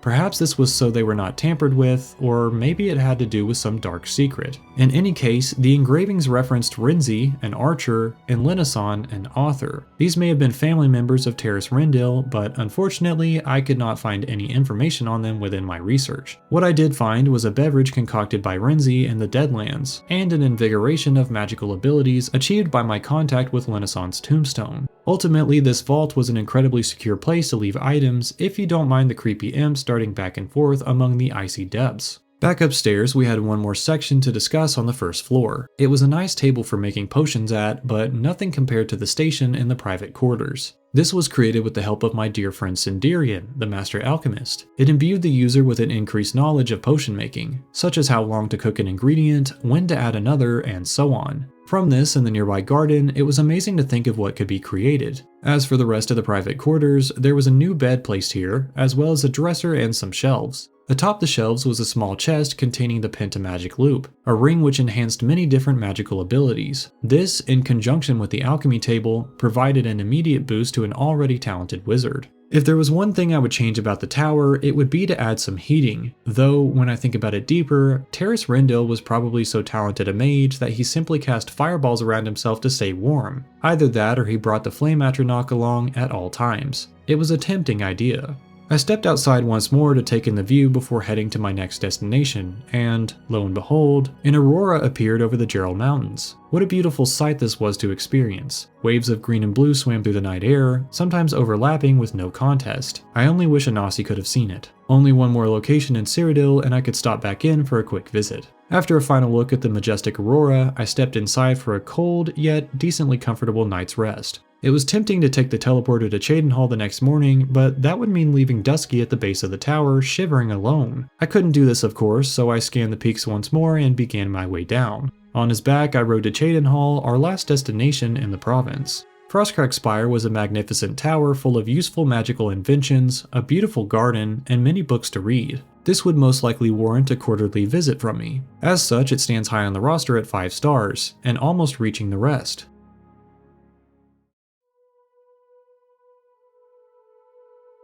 It was a beautiful day riding in the eastern reaches of Cyrodiil. The sun was coming down, combating the cold we'd faced for the past week. As I stepped in through the gate, I was once again greeted by the colors of Cheydinhal. It's a beautiful city with the perfect mix of green and stone, not to mention the purple wood used in its structures. Many of you also pointed out in our last study that there may be a simpler explanation for this color. There are trees known as purple hearts, part of the Peltagine genus. Their heartwood is purple as a result of UV ray activity. Perhaps Cheydinhal imported this lumber from a different province. But on to the topic at hand. We needed to speak to the Count in order to purchase the only available home in the city. Unfortunately, tales of corruption were beginning to run through town. According to citizens, the guards had been adding fines for made-up infractions, lining their pockets and throwing dissenters into the castle prison. The worst example of this was poor Aldous Othrin. His wife had passed away, killed by bandits. Ever since then, he'd been turning to the bar for comfort. Because of this, the guards took away his home, leaving him with nothing. It makes the Cliff Racer song more tolerable, knowing it's all he has. Poor guy.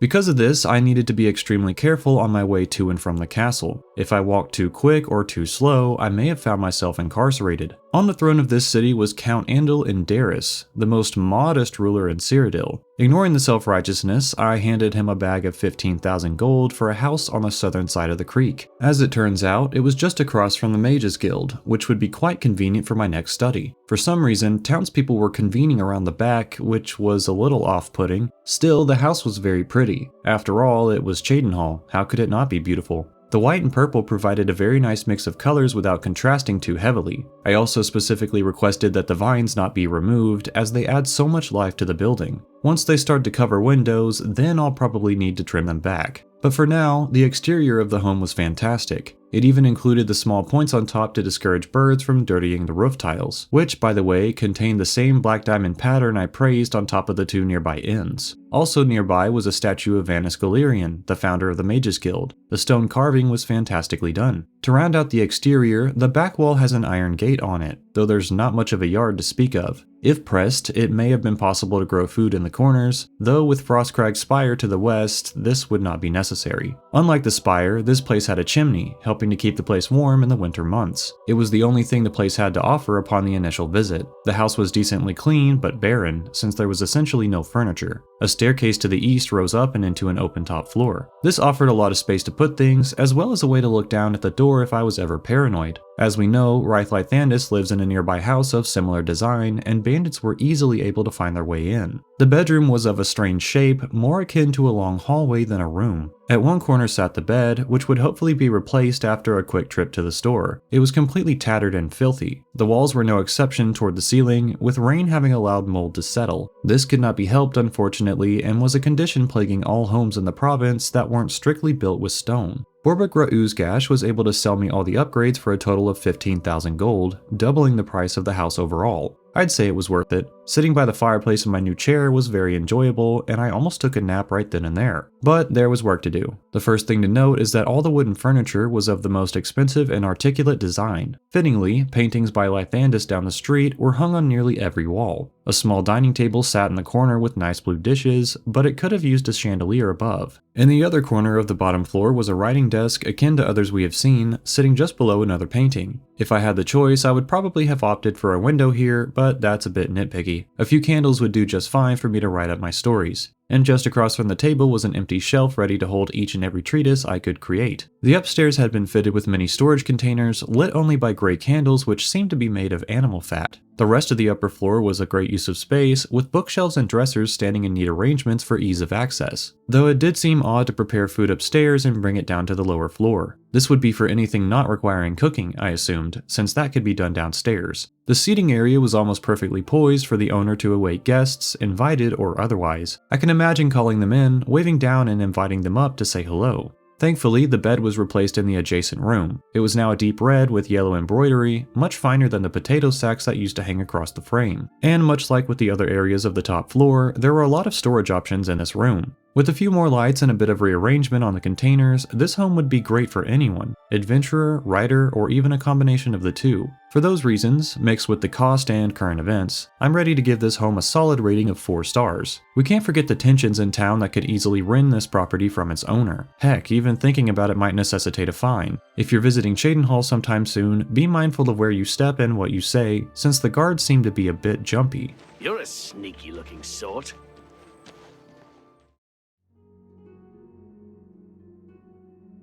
My visit to Cyrodiil was quite enlightening. Once I was done in Cheydinhal, I sent for a member of the True Horn to return Dusky to Battlehorn Castle. There he would eat hay and otherwise be cared for until I returned. Unfortunately, I would not be able to bring him to Skyrim since I needed to jump over 2 centuries into the future. He aided greatly in my exploration of the province though, which taught me a lot about what people in the different cities desire and experience. Both of those are often disconnected ideas in places like Bravil or the Waterfront District, yet entirely overlapping in Skingrad and Cheydinhal. I also did not expect to find such incredibly suitable places for different walks of life, such as Battlehorn Castle or Frostcrag Spire, both of which I'll be returning to at various points in time. But as for most of these houses, they're best left to the city. I gave the keys to the people I thought I could trust, and hopefully they don't let me down. Each location, other than those which only contained shacks, were fairly unique as far as the homes went. Many contained layouts that were specific to the lifestyles of the city, such as Rosethorn Hall, and some, like Deepscorn Hollow, I will never visit again if I have any say about it. The stories we've created here were quite surprising though.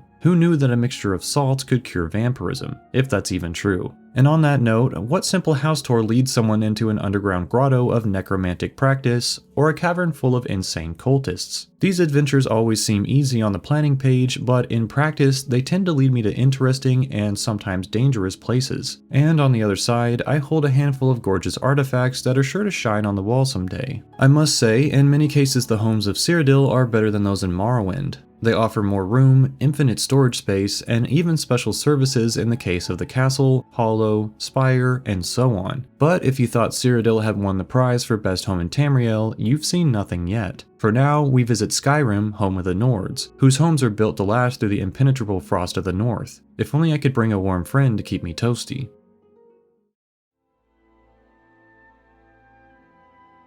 In the 200 years since the Oblivion crisis, the people of Tamriel reached a new level of comfort. Their homes reflected this, offering more amenities, options for customization, and so on. Even still, not all was calm. A civil war began to rage across Skyrim, and all the citizens were caught in the tumult. Lives were short and difficult, despite a long stretch of peacetime, not having to fret about Daedric incursion. With this newfound conflict, the process of marriage was hastened, and courting pairs were encouraged to bond while they could. Many adopted children or had their own, raising potential future soldiers in the case that a parent may pass in battle. But in the quiet moments, families still ate together, kids were still kids, and people made the absolute most out of what they could. Hence, the beautiful, unique homes of Skyrim were both a product of necessity and newfound security. Before we begin talking about the homes in detail, I wanted to note some more important benefits of these houses over ones we've discussed earlier. First, they share the mystical infinite containers of Cyrodiil. Second, the beds provide resting bonuses unlike in years prior. These aid in the gaining of skill through experience, with each event cementing in mind far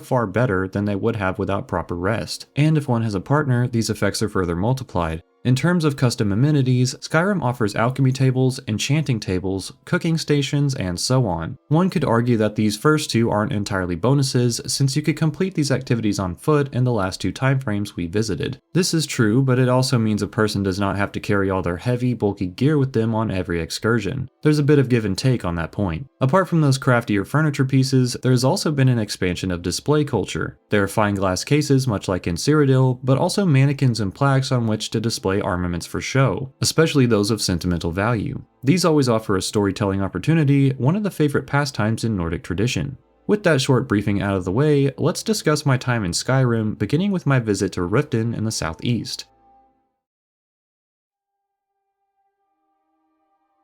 The Rift is such a beautiful region of Skyrim. I never regret my visits here, even though the capital can be a bit sketchy at times. The aspen trees alone make it worth it, forming a heavy contrast to the rest of the province. I stepped into the gate of Riften, excited to start my journey through the housing market. These trips would not be easy, since most of the homes require a good deal of effort in order to earn them, but all of these would make the houses feel that much more deserved. To be clear, owning a home in a city is often tied to providing some sort of service to its people. Typically, one needs 3 others to vouch for them, giving evidence of some deed rendered. Then the Jarl of the hold will approve the sale of property to the buyer. In Riften, I had already pulled a few strings. I have friends there that spoke to the Jarl on my behalf, and so the steward was ready to offer me a house called Honeyside, located on the northeastern edge of town. 8,000 gold later, I was on my way to my first home in the region. It was of a fairly decent build, made of linked logs with sturdy wooden framing. There was some occasional angle thrown in, which would provide both structural support and offer difference in appearance, breaking things up a little. Much like with other houses, moss did find its way between the grooves, but this was to be expected and could be taken care of if necessary. Just out front were some dragon's tongue and a few other native plants, bringing a warm mix of orange and green among the grayish wood. While focusing on these, I considered the fact that these homes were all built on a fortified dock. I would have to be careful not to drop my key. Once it was in the water, it would be lost for good.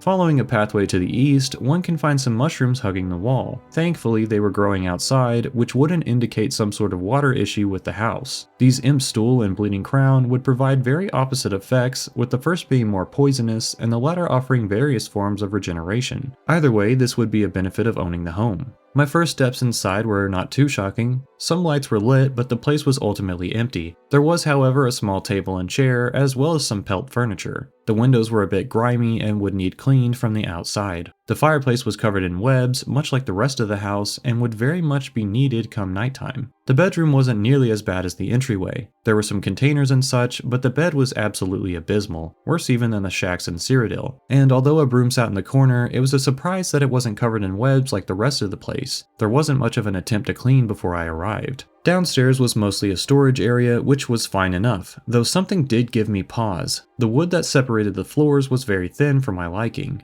It carried every step with only minor groaning though, so perhaps Skyrim's wood is just strong enough to make this feasible. Adding to my earlier annoyance, the basement was very much a mess. Furniture was thrown on its side even, which makes me think the last tenant wasn't so amicably removed. Other than some hay, firewood, and more spiderwebs, there weren't many items down here. A room was separated from the rest of the basement by a set of double doors, and inside was a dark space full of similar items. Just outside the top floor bedroom was a beautiful view of Lake Honrick. This must have been the reason for calling the house Honeyside, as looking from this porch allowed the viewer to see the nearby island on which most of the honey in Skyrim was produced. Overall, it was very nice, and you could also fish from the dock below. I could imagine relaxing here for some time, reading by the water, and just generally hanging around until darkness fell. Once this initial survey was completed, it was time to visit the Jarl's secretary once more. From them, I was able to buy all the possible upgrades, which were set up immediately. These drastically improved the living space, as we'll come to discuss. First, the area to the east was now converted into a full-fledged garden, complete with snowberries, nightshade, tundra cotton, lettuce, and more. It even came with 2 chickens that would fertilize the soil and lay eggs. This was a very welcome surprise, adding to the excitement I already had about the mushrooms. The entryway to the home was similarly transformed, with much better furniture, hanging food, and plenty of drinks. This is one major thing I enjoyed about the homes in Skyrim. There was always a selection of food and beverages complimentary with upgrades, almost as a housewarming gift. In this case, there was ale, wine, pheasant, rabbit, and more. The table, although small, was the perfect size for 2 people to eat at, and just behind it was another rack full of fruits and pastries. I went ahead and ate some pie while I was there. Traveling through time can really take it out of you. The fireplace was now lit and came with a shield plaque above. There was also a cooking pot so one could make dishes using the food which hung from the rafters. There was a very minimalist design to the kitchen and dining area that I thoroughly appreciated. The next room was much more spaced out, which was nice for a room to sleep in. Plenty of storage solutions surrounded a big green bed in the center. No more of that scratchy hay was left behind. I do have to complain about the pillows though. Who on earth could rest their head on these tiny excuses for cushions? I enjoyed the fact that each side had its own nightstand, and the dressers were quite nice. The tapestries could have used some work though, as they had a lot of moth damage. There was also a holly wreath on the wall, so I had to give the place an instant score of 0 stars. The basement was also redone in a fantastic way. An alchemy station was set up in the corner, and with it came many things. Potion recipes, ingredients, and finished mixtures lined the shelves. Some of these were quite rare, like the giant lichen. On a table nearby were a set of ingredients fully endemic to the rift, which was a very nice touch. In the next room was an enchanting station surrounded by soul gems and armor stands. Without adornment, they were admittedly a bit spooky. I wondered exactly how the movers felt when setting up the enchanting table, and also who provided the human skull on the opposite shelf. Who did it come from? Who did it belong to? These questions would continue to bug me during the study. Side note, if the owner has children, this room will be converted into a space for them, with the enchanting stuff removed, of course. Beyond interior crafting stations, there was also a tanning rack, some fishing gear, and a small boat just outside on the docks. A small table sat by the windows, perfect for an afternoon meal watching the water. Now to explain the room of double doors in the basement. After buying all the furnishings, it was still empty, and after some discussion with the Jarl's retainers, I learned this room was an optional place for a housecarl. For those unfamiliar, a housecarl is provided to the Thane of a hold. The title is mostly honorary, but provides someone with a few benefits, such as occasionally skirting the law and gaining a personal steward. One of those might be a bit more questionable than the other. Anyway, this room was meant to be for the housecarl once I completed the rituals of proving myself to the town. In an effort to fulfill these requirements, I did various tasks, such as gathering ingredients for the local alchemist, handing Talon J the gems for his bride-to-be, assisting a forgetful court wizard, and so on. I even helped to rid the town of a skooma problem, where I found the ringleader in a nearby cave. For all these efforts, I was awarded the title of Thane and given my own personal housecarl. Her name was Iona, and she moved into the home immediately. As such, the downstairs room was finally cleaned and fitted with somewhat decent furniture. I do wish the movers had provided Iona with better pieces, but maybe that would come with time. For now, even though I love the view in the garden, I decided this place would be mostly hers. It's no secret that Riften is a town full of crime. For example, I overheard 2 people talking about a potential meat smuggling ring, and one of them, who I shall not name for fear of getting in the middle of things, turned around and revealed himself as part of it. The prices were great, but still. And worse yet, these often target the market stalls. While I was there, between missions for the locals, I saw the guard fight and put one down. The location of this home, on the beautiful Lake Honrick in a gorgeous stretch of the Aspen Forest, directly next to the Bee and Barb Tavern, is unfortunately overshadowed by the likelihood of robbery. For these reasons, and because the rest of the homes in Skyrim are fiercely competitive in quality, I'll have to give Honeyside a ranking of 3 stars.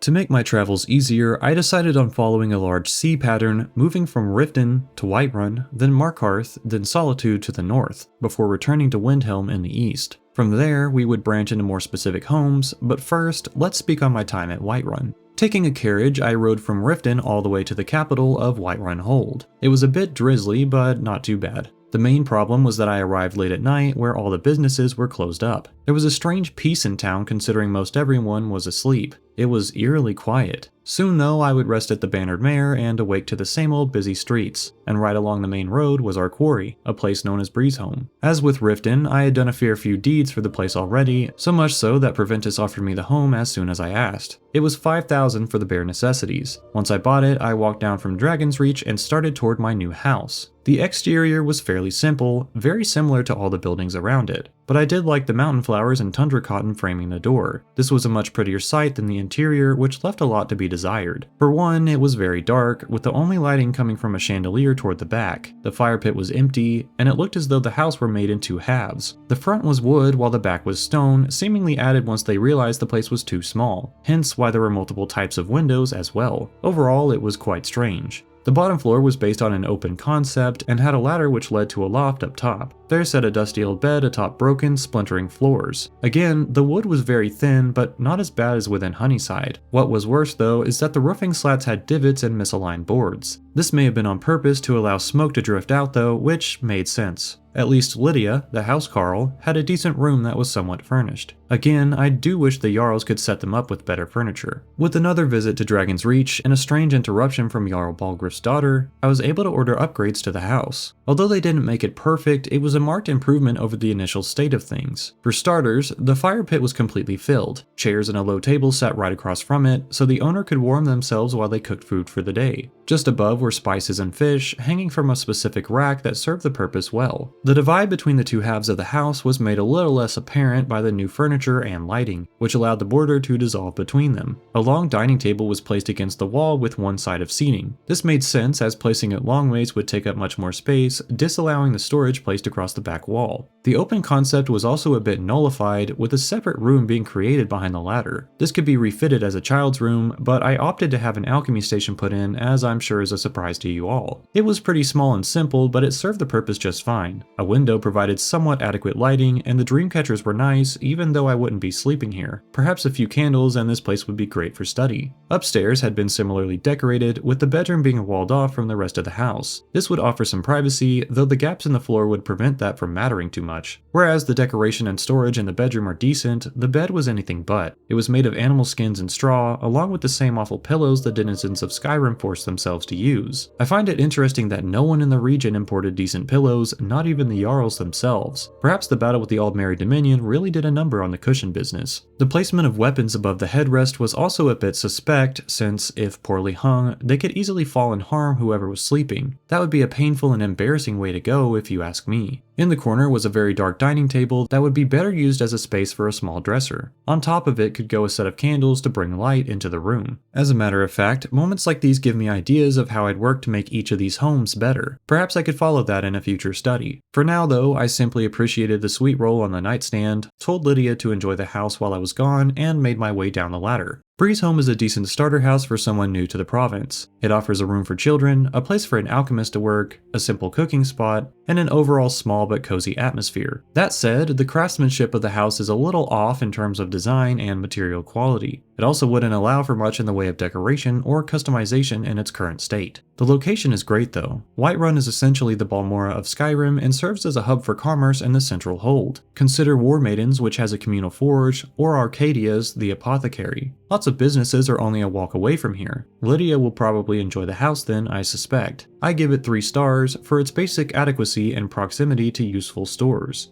As I left Whiterun, I made the decision to buy a horse. Not just any horse, but the only one they had. She was 7 years old, the owner said, and her name was Allie, but I had a different one in mind. To me, she would be Donna, in keeping with Dusky of Cyrodiil. It pays a little homage to someone I respect, and just sounds fitting to me. One look at her face told me we would have some grand adventures in the coming future, and the first would be a jaunty gallop toward Markarth all the way to the southwest. With only a few breaks to smell the juniper trees, Donna and I made our way to the capital of the Reach. During my last visit here, I didn't truly appreciate all the stone carving completed by the ancient Dwemer. It was very different than the opaque metal structures of Vardenfell. Corundum had its place here and there, but the predominant material was quarried rock, most likely hewn from the mountain the city's built into. Also, unlike Morrowind's Dwemer ruins, were the inclusion of windows on the tower gate. They seemed fairly short compared to the average person's height, which made sense as the Dwemer, also known as the dwarves, were a bit shorter than the standard stature. The city of Markarth was of unique and odd design. Most buildings were carved into the rock rather than built of their own foundation. There's an element of nature that's conserved in this approach, but also a sort of claustrophobia since every available space is used. That tends to make the place feel more artificial than natural, even if the stone was here to begin with. This method of building also means caverns must be kept to a single level in most cases, so homes can be stacked along the walls. This is quite limiting and also means people have to get their exercise in order to reach their homes, especially the one we're discussing now called Vlindrel Hall. From its entry platform, one can see over the front gate, as well as down into the small business district. The waterfalls are nice, and I got to see one up close since it was on the way to the palace. There I spoke to the Jarl about purchasing the home. It was 8,000 gold, which I gave to the assistant before perusing the main palace a bit. It was certainly imposing to walk up those steps. On either side were statues of Dwemer spheres, which my friend Darren has lots of experience with. Other than purposeful dives into dungeons, I try to give Dwemer ruins a fair bit of space. Those old contraptions know neither pity nor mercy. Upon the steps that rivaled High Hrothgar, I made my first visit into Vlindrel Hall. I should mention that, since it was fully bare before purchasing the home, I went ahead and did so. Another 4,200 gold later, and the house was a home. The entryway was lit with flaming bonfires to either side of a walkway. Although there were Dwemer light fixtures still hanging, the city still didn't know how to use them, and so the fire pits and candles were the next best thing. They served to light the place decently well, but not well enough that I wasn't left questioning how potted plants survived here. Maybe they'd just been introduced and would need careful tending. The central hall was a spacious room with multiple areas that each served its own purpose. To begin, there was a set of dining tables near the cooking fire on the northern wall. Each surface was covered in bread, drinks, and instruments. The floor was sloped downward to create more room, and it almost felt like a conversation circle that some extra-nern homes used to have. As is Skyrim tradition, there are also hanging animal heads, purely for display since I certainly didn't provide the materials to make them. The center of the hall held a family-sized dining table on 2 rugs. Those worked hard to make the floor more comfortable, seeing as how it was carved from stone. Complimentary food sat on mats or plates, and I'd be lying if I said I didn't eat some. After all, who knew how long this stuff would stay good? My favorite was the pie I shared with my companion, but for those eating alone, there were more than enough tables to themselves. In fact, it was a bit odd just how many tables existed in the room. These spaces may have been better off as a location for more storage, though there were plenty areas for display, such as a case just below a hanging elk bust. And across from that was an empty statue ready for adornment. Off to the side were empty bookshelves, which would provide a decent amount of space for collection. I can't help but think that it would be better if the 2 along the wall were simply taller, then the one in the middle of the room could be excluded. This house also had an alchemy room that doubled as a kitchen. Some food items were hanging from the ceiling, and handfuls of potion reagents sat along the stone shelf which circled the walls. From what I could tell, none of these were locally sourced. Some were even quite rare, such as Atronach salts and glow dust. Across from the alchemy table was another small fire that smoked up into a Dwemer pipe system, which carried that smoke out into the air above the city. I wondered if any of these pipes were connected to those from lower caverns. Judging by the fact that the Dwemer were known to be efficient, I would assume so. The final room within the central hall was an enchanting area, complete with dubiously sourced skulls. These were in cages which were quite creepy. Whoever made a job of decorating these enchanting rooms had issues. Either that or they wanted the owner to remember that each enchanted piece of gear required sacrificing a life in order to make it. The thought does make me a bit uncomfortable, especially when some houses come with a black soul gem in stock. This room would probably be filled with enchanted gear discovered during my travels, not something I created myself. There's a specific type of fortitude someone must have to capture a soul and place it within an object for their own gain. Just outside this room was the mannequin mentioned before, as well as a storage shelf containing basic armor and supplies, along with a taffy tree, which seems really out of place compared to the macabre room just next door. Moving on, I entered the last room of the house. It featured another host of tables, along with a small fire and a floor that was cut into thirds. The middle third dipped into the ground, lifting on either side by way of stairs. On one end was the master bedroom, and the other, the housecarl's quarters. I could imagine eating with each other sometimes in the outer hall, but the direct opposite placement between these rooms left little privacy. The main bedroom was nice and had decent furniture, but it was also fairly small compared to other homes. Overall, not much to say there. As for the opposite room, I had to do quite a bit of legwork to furnish it. The first task to become Thane of the Reach was massive, and sent me to a mountain in order to defeat a dragon. In its lair were charred bodies of those who failed before me. That did not give me much hope, but exercising my daggers with relentless efficiency helped to bring the beast to heel. It slid across the ground as if delivering itself to me. With a final arrow to the face, as well as an icicle from my companion, the ancient dragon fell limp. There its bones would rest until reclaimed by some smith who needed them. I visited the palace once more, hoping I had done enough with this act of daring, but no. Instead, the Jarl's retainer suggested I further help the people in town. The steam centurions listened in silence as I made my way out, once again to prove my worth. The next quest was simple. Lisbeth of the local general store was missing some expensive items she'd been meaning to sell. They were robbed from her by Reachmen, and so, as you may have guessed, I had to retrieve them. Things weren't that difficult until a hag raven showed, but this was actually a blessing in disguise. Their feathers and claws are rare ingredients, so I considered it a bonus. After I returned the stolen goods to Lisbeth, the Jarl decided it was time to make me a Thane. Hence, I was given Argus the Bulwark as my housecarl. His room was fully furnished and looked much better than before. In fact, he was given lots of food as a housewarming gift. His bed was still awful though. How do the Jarls expect their warriors to protect the people if they wake with a stiff back every morning? At least he had plenty of rations to last him a long while and a room to do with as he saw fit. I spent some time watching the fire in the deepest hall of the house. It made me consider just how dangerous living here would be. I wasn't quite worried about a cavern collapse, though that could happen too, but instead I thought about the fact that this place had only a single exit point. If a fire were to happen, or worse, a robbery, there would be no way for a person and their family to escape. And although I do like the Dwemer architecture and ancient feel of the place, I don't feel like the arrangement of furniture or general appearance is enough to remedy those built-in flaws. As a result, I'll have to give this home a painful 2 stars, since I really wanted to like it. This was a surprise even to me, but as I mentioned before, the homes in Skyrim offer fierce competition. All of them are quite strong, even this one, but not all of them can top the list. I took one last look as the morning fog enveloped the city, mixing with the smoke from every home and business. It really was a sight to behold, but the journey must go on, and so Donna took me through the blue-green hills of the Reach and up to the north. There we would reach our penultimate home of the basic variety.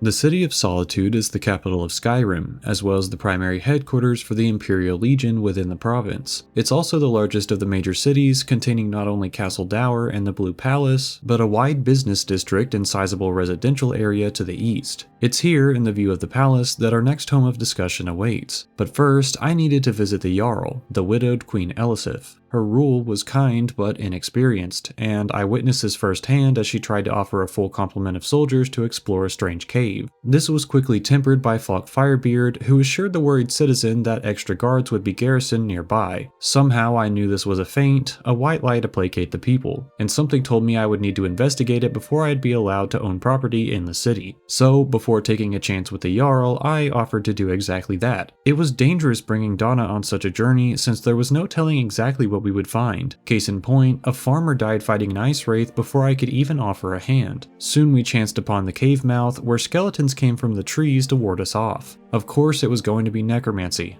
What else? With an extra ounce of caution, I tied Donna down to a nearby cairn and made my way inside. The option of stealth was nullified as my entrance was immediately apparent. I fought past necromancers until I entered a large room with great blue swirling energy. The citizen at the palace was indeed correct. Something strange was happening here. I had no idea just how bad it would be, however. It seemed the necromancers were attempting to bring back the Wolf Queen Potema, known for her vicious and cutthroat rule. This could not be allowed to pass. Before I began to tire of the constant battle, I ran forward, foolhardy in my attempts to stave off the summoning. Before long, I reached the top of the sunken fort within the cavern. There, a whole host of vile necromancers were attempting to hold the spirit captive. I fear exactly what I had done in killing them, as the blue aura, assumed to be Potema's undead form, went up and out through a skylight in the cave. There's no telling where she went or if we would see her again. I urge all who hear of this to tell those around them in case some other necromancer succeeds where these ones failed. Jarl Elisif's court was thankful to be rid of the problem, but none of them understood the grave implications of Potema's escaping spirit, and regardless of the efforts to root out the coven, I was given one more task before I could purchase a home in town. Some may call it ironic, hypocritical, or even blasphemous, but the Jarl wanted to pay her respects to Talos, the only divine she did not make an offering to after Torek was murdered by Ulfric. I saw this not as any of the above accusations, but more of tying up loose ends, and the job seemed simple enough. All I had to do was deliver the offering to a nearby statue and come back to the palace. If I thought Donna was in danger before, it was nothing compared to that night. As soon as I placed the offering, a dragon landed immediately behind us. It was fierce, with curved back horns and an angry snarl. My body was tired and I could feel my power waning as we barely cut it down. I scanned the area in fear, hoping not to find the body of my noble mare. In a rare twist of luck, she had escaped just up the hill in time to spare herself from the dragon's flame. I went back down to ensure the offering was settled, not thrown about by the great wing beats of the beast. When it was safe and sound, I started my way back to town, watched all the while by an image of Talos. With these deeds complete, Jarl Elisif made the arrangements for my purchase of Proudspire Manor, a fine house just west of the Blue Palace. I made my way there immediately, longing for some rest before whatever may come next. The building consisted of multiple floors, a big difference between this and Vlindrel Hall. The roof was scaled in a pattern similar to a honeycomb, yet the segments were a bronze color. It was also connected to a nearby building, and the walkways made the place feel as if it was tandem to the neighbors. The interior was initially bare as expected, but contained at least an attempt at furnishing. Some tables and chairs remained from the previous owner, but it was clear no one had been here in a long time, mostly due to the spiderwebs and dusty floors. The windows were engraved with dragon heads, which was quite cool despite their gathered grime. This design was carried through the pillars of the home as well, where dragon iconography was apparent. Even though the dining hall was mostly empty, there were still some snacks set out by the planners for my arrival. It was a nice gesture, but any energy from the food was going to go right into cleaning the palace. The floors even had straw across them from where I could not identify.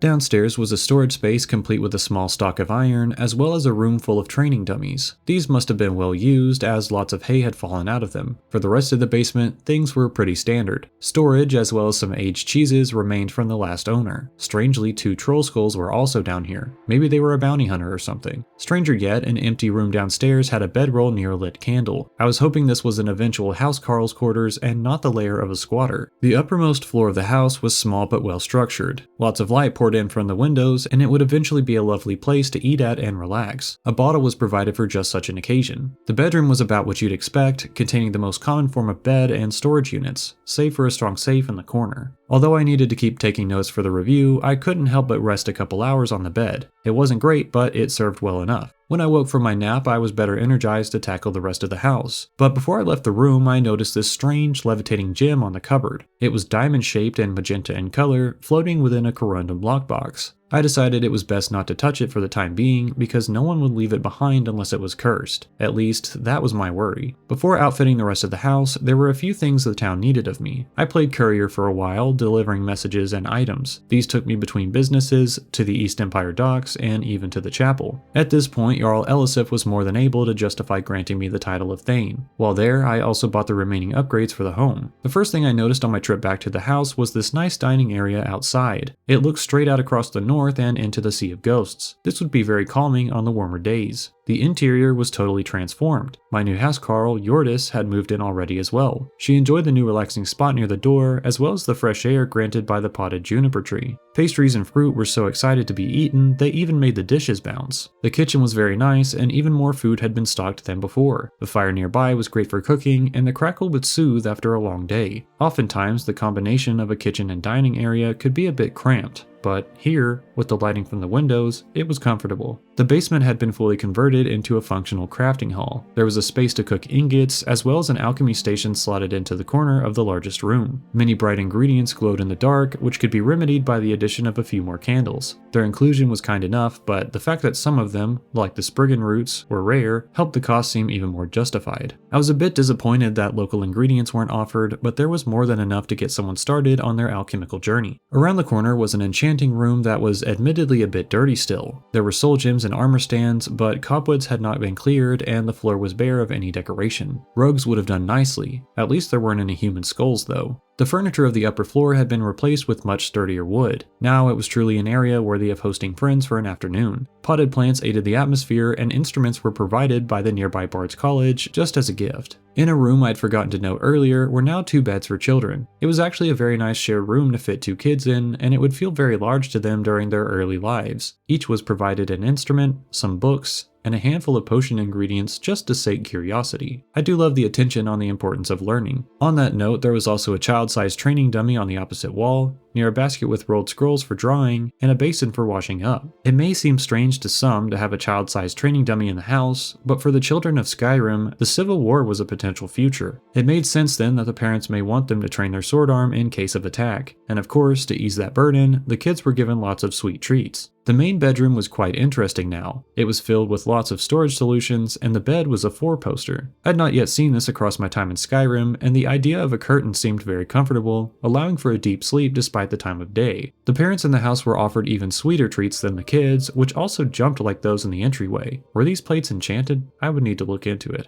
Apart from the storage, there was also a wash basin, a wastebasket, a weapon rack, and a nice selection of drinks to end the day with. I could imagine many relaxing afternoons in this house should I choose to move into it, but something told me I needed to keep looking. Proudspire Manor is a decent house. It's the only one so far to contain an alchemy station, enchanting room, and children's room without one needing to convert from another. Its location in the capital is also quite opportunistic, very safe and near plenty of businesses. All in all, a very nice house for those with children. I give it 4 stars.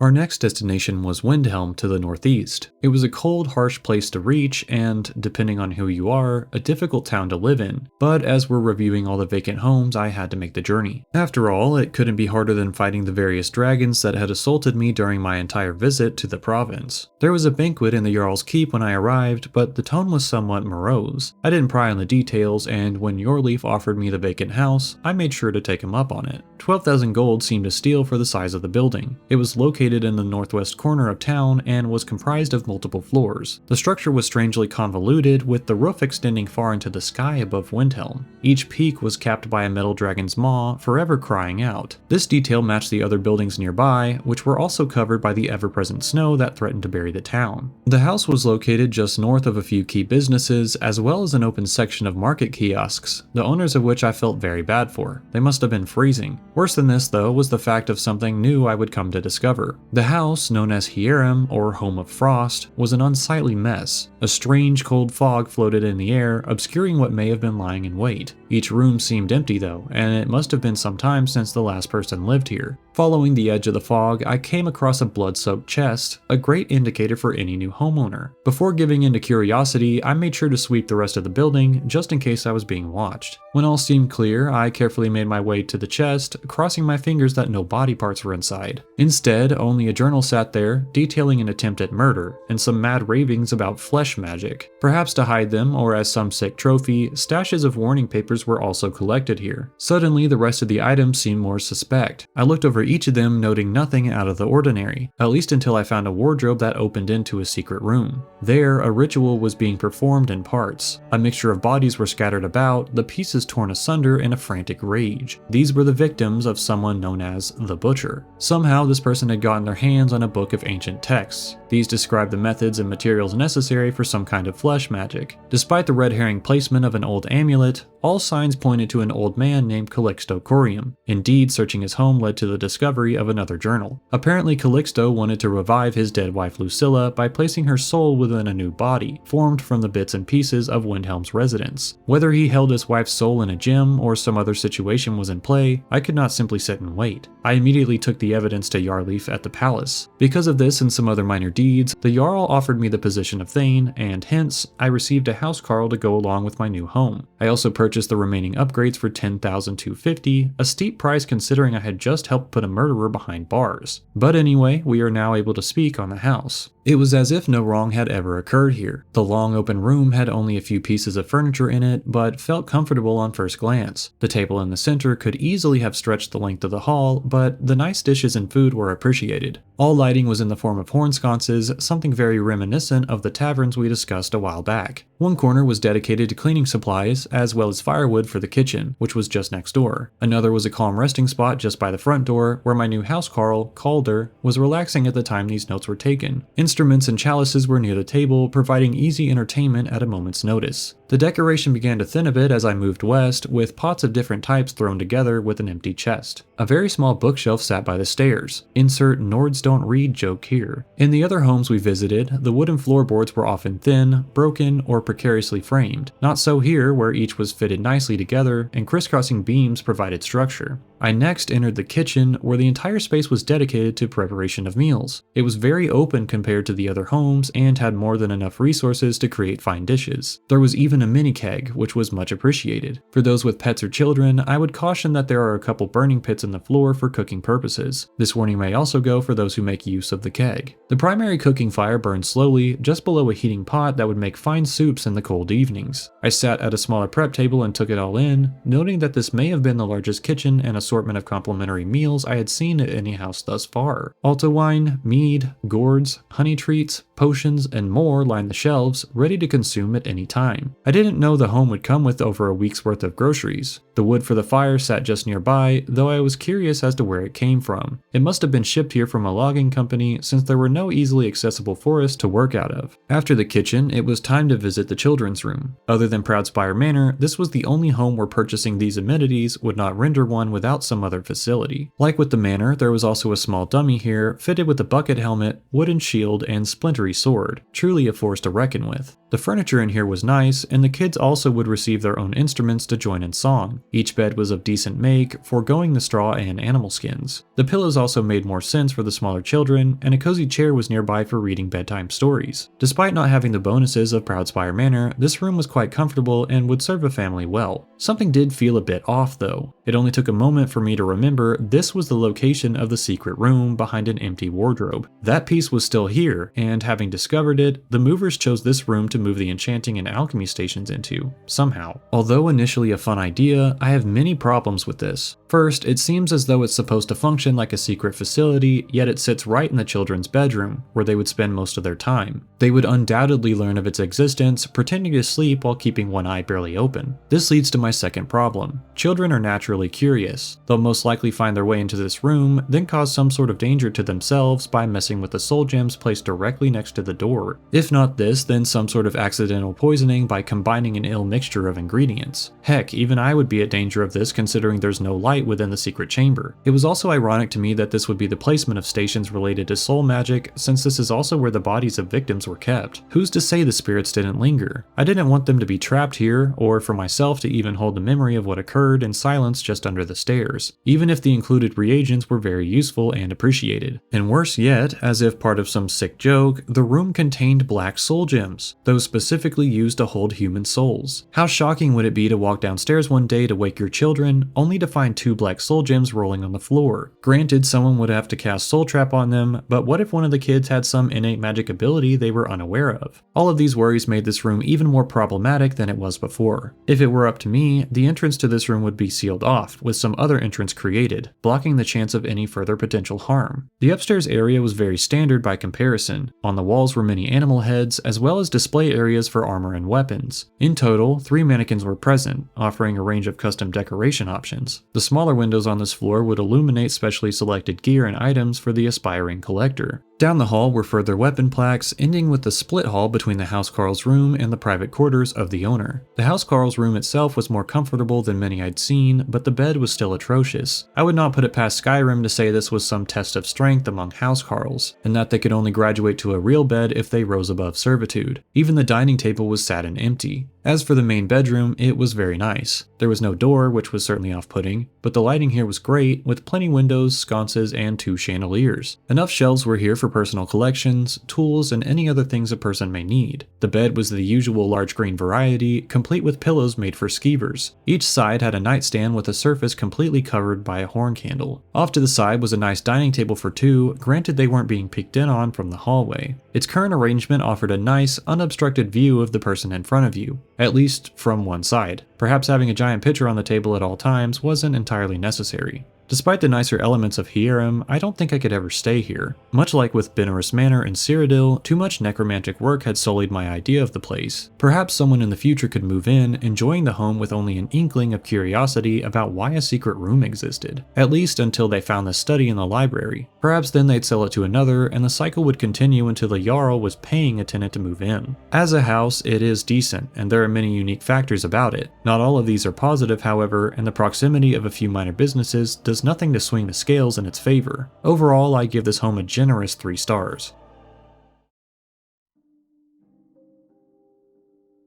Apart from the vacant homes during my visit to Skyrim, there were a number of other options. One could move into an abandoned shack if they chose, or even a dungeon, though your items may mysteriously disappear. If you were to get married, you could move into your partner's home, sharing their containers, supplies, and amenities. Of course, they could also move in with you, so long as you already have a place to stay. But what if I told you there was another option? Some Jarls in Skyrim run holds with smaller settlements in which every home is claimed. Despite this, they're often looking to expand and strengthen their territories. By giving someone land to build their own home, much like with Morrowind's great houses, they're also installing an unwitting agent to manage and protect an underdeveloped section of that territory. This is the case for the next few homes we will discuss. To make things simpler, I'll be combining these homes under the title of Hearthfire, seeing as though each is a warm place crafted to perfection by the owner. The houses I've combined under this title numbered only 3 during my visit, though as time moves on, I'm sure more plots will be opened. These were known as Lakeview Manor, Heljarchen Hall, and Windstad Manor, the titles of which were bestowed upon them by the Jarl, though I do not know exactly why, except of course in the case of Lakeview Manor along the shore of Lake Ilinalta. Each house was placed upon an open plot of land, flat enough for a wide range of planning. Nearby were also selections of rock to quarry as well as clay to gather. Wood was chopped elsewhere to protect the natural scenery of each plot.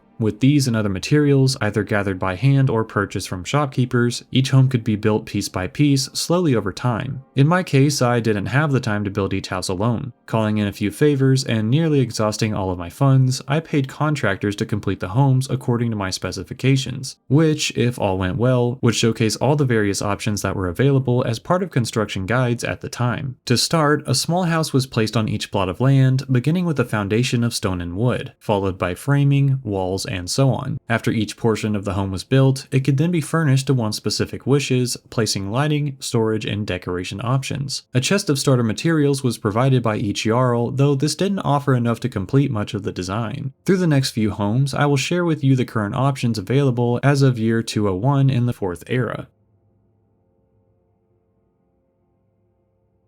The first Hearthfire home of discussion will be Lakeview Manor, located in an unoccupied parcel of land gifted from the Jarl of Falkreath. It's located near the beautiful Lake Ilinalta and is surrounded by the verdant forests of southern Skyrim. This, to me, is the most comfortable and beautiful area in the province as a whole. So, including massive bias, I'll now discuss with you the best home in Skyrim. This house was built with the efforts of a researcher in mind. It also needed to be a decent place to host myself and other guests for extended periods. As such, I outfitted the place with a kitchen, a greenhouse, and an alchemy tower. All of these come as no shock, I'm sure, as potion making is my passion. Also, it's here that we will discuss the general segments of the home that exist at every location. These include the entryway, main hall, and basement. Without further ado, let us speak on Lakeview Manor. One of my favorite additions to the home was a small garden. Here, all sorts of ingredients can be grown. The soil is fortified with extra minerals, and the area as a whole is enchanted, meaning different reagents can be grown indiscriminate of their natural climate or substrate. Fungi can be grown outdoors in direct sunlight, even if certain species are typically found in the dark, dank underground. Also outside is a full-size smelter for metal ingots that was used in the creation of the home. A carriage driver is available for hire at each location, and so too is a farm, where cattle and chickens can live near the entryway, along with a tanning rack. And if the carriage idea isn't to your liking, each home can also come with a stable and a horse. Mine came with a blonde one I've yet to name, though of course Donna would rest here too. Nearby the home was a log planned to be used for building, but it was unfortunately discovered that termites were living in it. That would spell danger for the entire building, and may still do so, something to keep in mind. Also behind the house was an old necromantic altar, though the incompetent cultists that appear here are quickly handled. Each home also has a unique feature to it. In the case of Lakeview Manor, it's an apiary where bees come to live. They produce honey within that's raw and unfiltered, great for custom mead operations. At Helyarchen Hall is a wheat mill where grain can be turned into flour. Finally, Winstad Manor has a fishing hole where any fish species from the region can be raised and bred for future catching. All of these offer various distinct options to the owners, all centered around different forms of eatery or potion making. The interior of each home begins with a nice hall which was once a home in itself. It's later refitted with display pieces such as glass cases, chests, vases, and animal busts. In Lakeview, most of them were supplied from beasts felled during my current visit. Next we have the main hall. Each one comes with a large central table, a cooking furnace,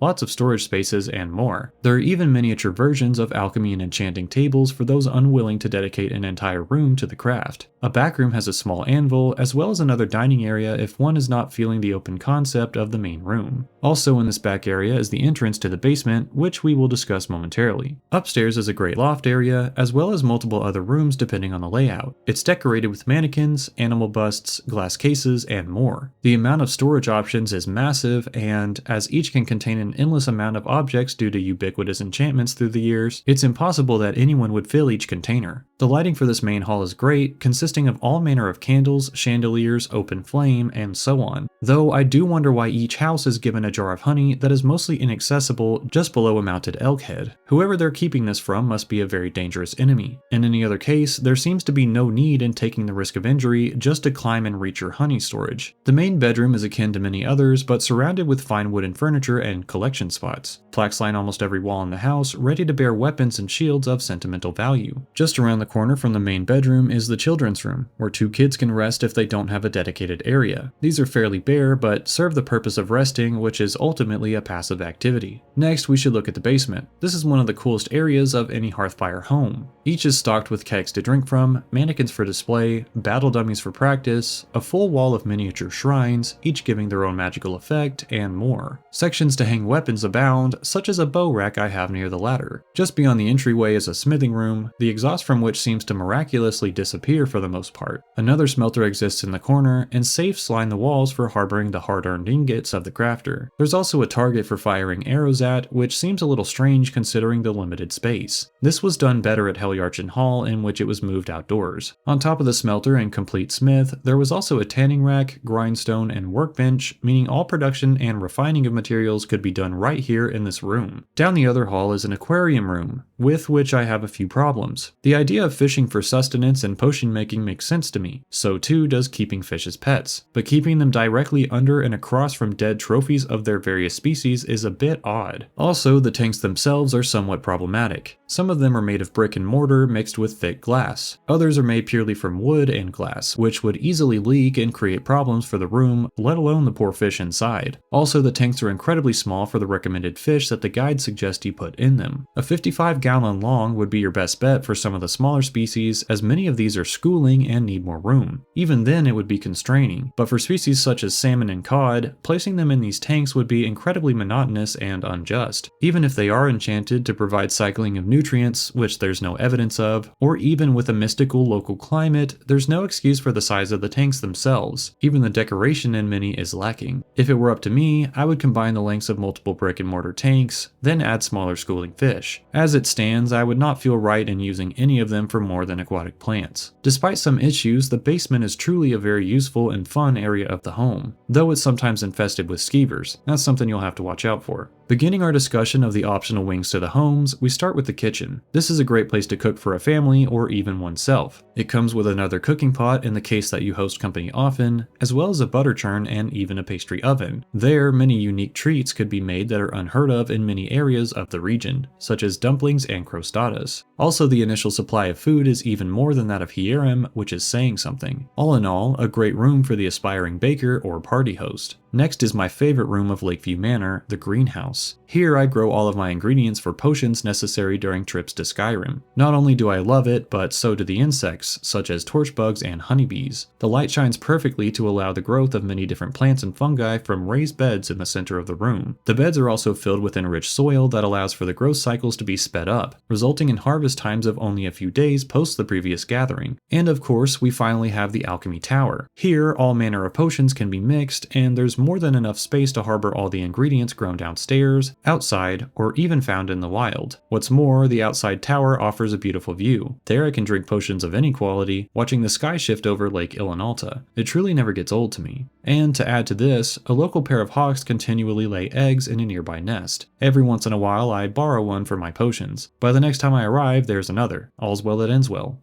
In summary, Lakeview Manor is my absolute favorite of the homes. However, we've not yet covered the other potential wings these buildings have to offer. So let's visit Helyarchen Hall, part of Dawnstar's jurisdiction.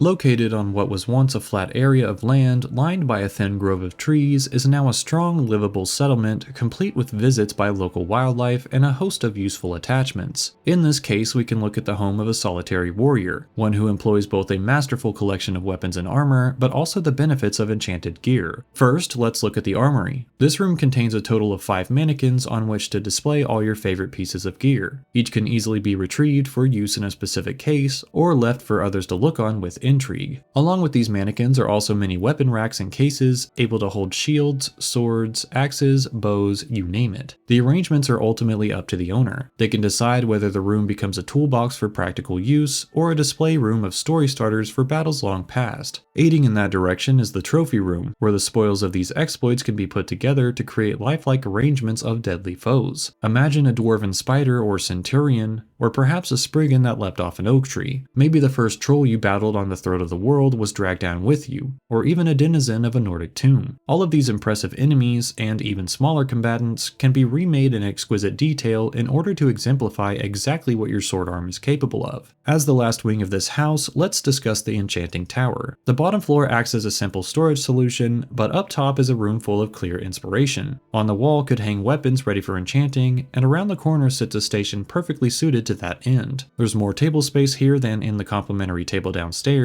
and who knows what combinations of effects could be produced with the extra elbow room. After a long night of work, you could exit to the frosty air, having a drink while surveying the nearby Dwemer ruin for any interesting movement. This wraps our discussion of Helyarchen Hall, though we've yet to discuss the final hearth home, one for the family-oriented.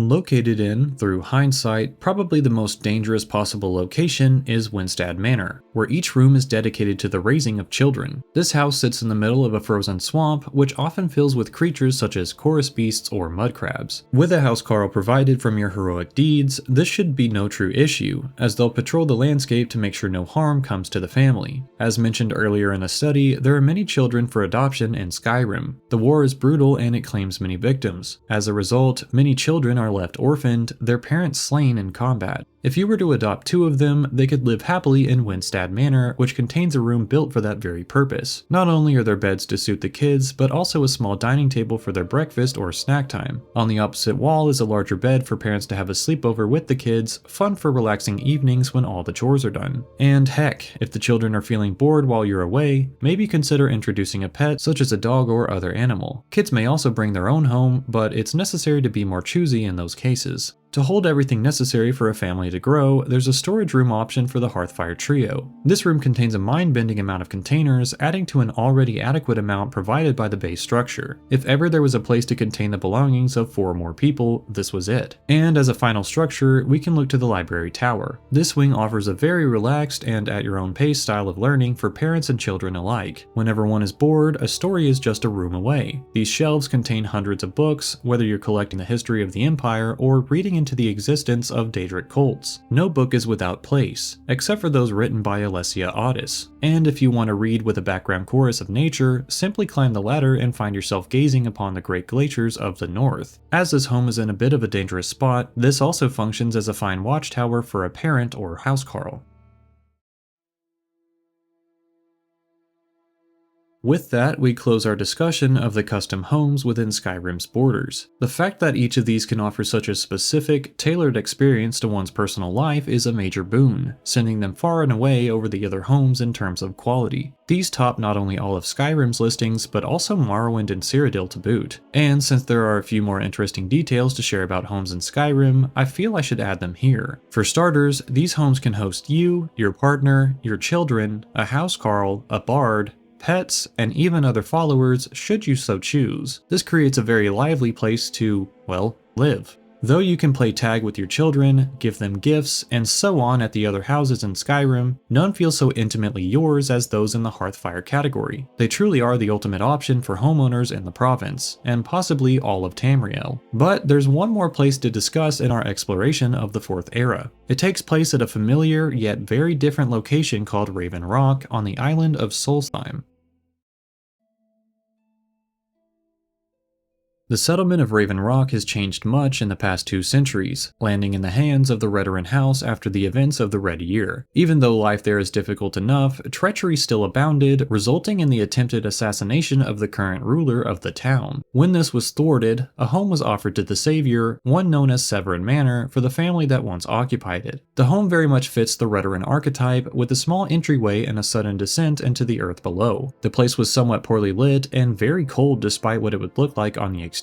All the food once owned by the previous family was left behind, a gift to the hero of the town. This went for a lot of the storage areas as well, and as the town did not have much to give, they would have to be comfortable with what furniture already existed. This included a surprising amount of bookshelves, weapon racks, shield plaques, and crafting areas. The bedroom was not much to look at, and the bed was very poorly made, but the room did include some unique candles and plenty of strange items. There were many skulls about, potentially belonging to enemies of the Severin family, who were plotting here for generations, doing good deeds to spin their image into favor. It ultimately could not save them, and the new owner of the Severin Manor would enjoy all the amenities they had built over several years. Primarily, these were the alchemy room, enchanting section, and smithing area. All were of decent size and make, but decoration was sparse, seeing as the walls were made of stone and thus difficult to pin anything to. Still, these rooms, the guest area, an Ashiam farm, and a small training wall were of use to the new owner. Who this was, I couldn't say. I was only offered a brief tour, hence the lack of minute detail on this dwelling. Even still, it contains an interesting history, and I can only hope the owner will help the town prosper after the events of Red Mountain.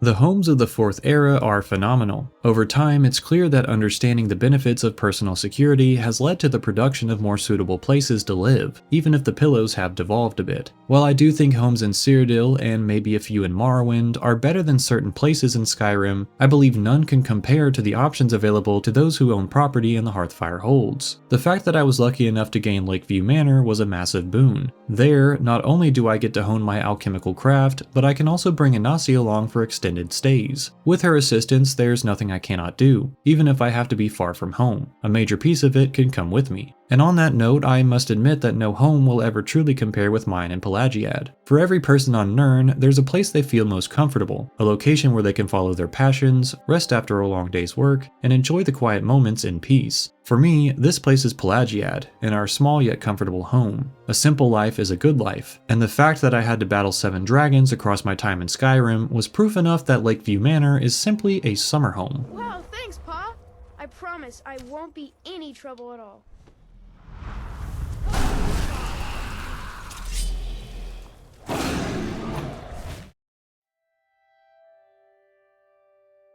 My visits to the inns of Tamriel all brought one feeling back to me: homesickness. A calling to go back from which you came, to lick wounds, and to reset for the next outing. Sometimes this takes a long duration where unexpected events creep their way in and crawl like vines among the walls. You have to take the time to pull the weeds that choke the flowers in your life. At a place you call home, every bit of the space is yours. It should feel safe, comfortable, and as though you could follow any passion there. When you enter Lakeview Manor, it should bring a sigh of relief where achy joints are allowed to rest on fluffy cushions made just for you. Outside of Nirn, these are luxuries we can't always afford. Sometimes we rent our spaces from people who don't take care of them, regardless of how many times times you bring up a problem. In other cases, they just aren't enough to fulfill your needs. Despite what issues may plague your life outside of Nirn, the homes of Tamriel provide a place of your own where what you say goes. No one can take it away from you. Here you can find comfort in the company of others on a lonely day, get lost in the world of alchemy, or even just watch the view and allow time to pass. The homes of Tamriel are truly magical in that way, a home away from home just when you need it most.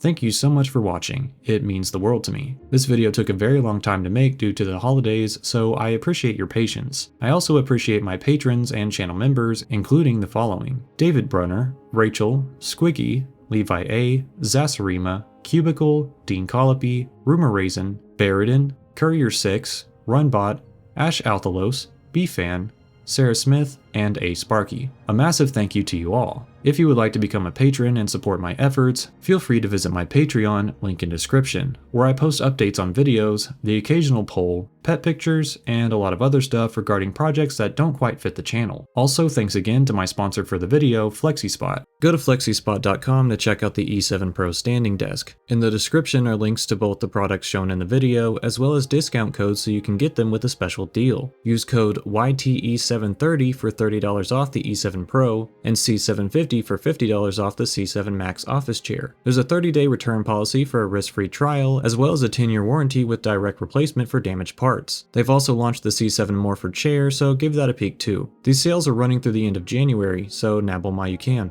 With all of that said, it's time for me to begin my next project. I'll see you then, bye for now.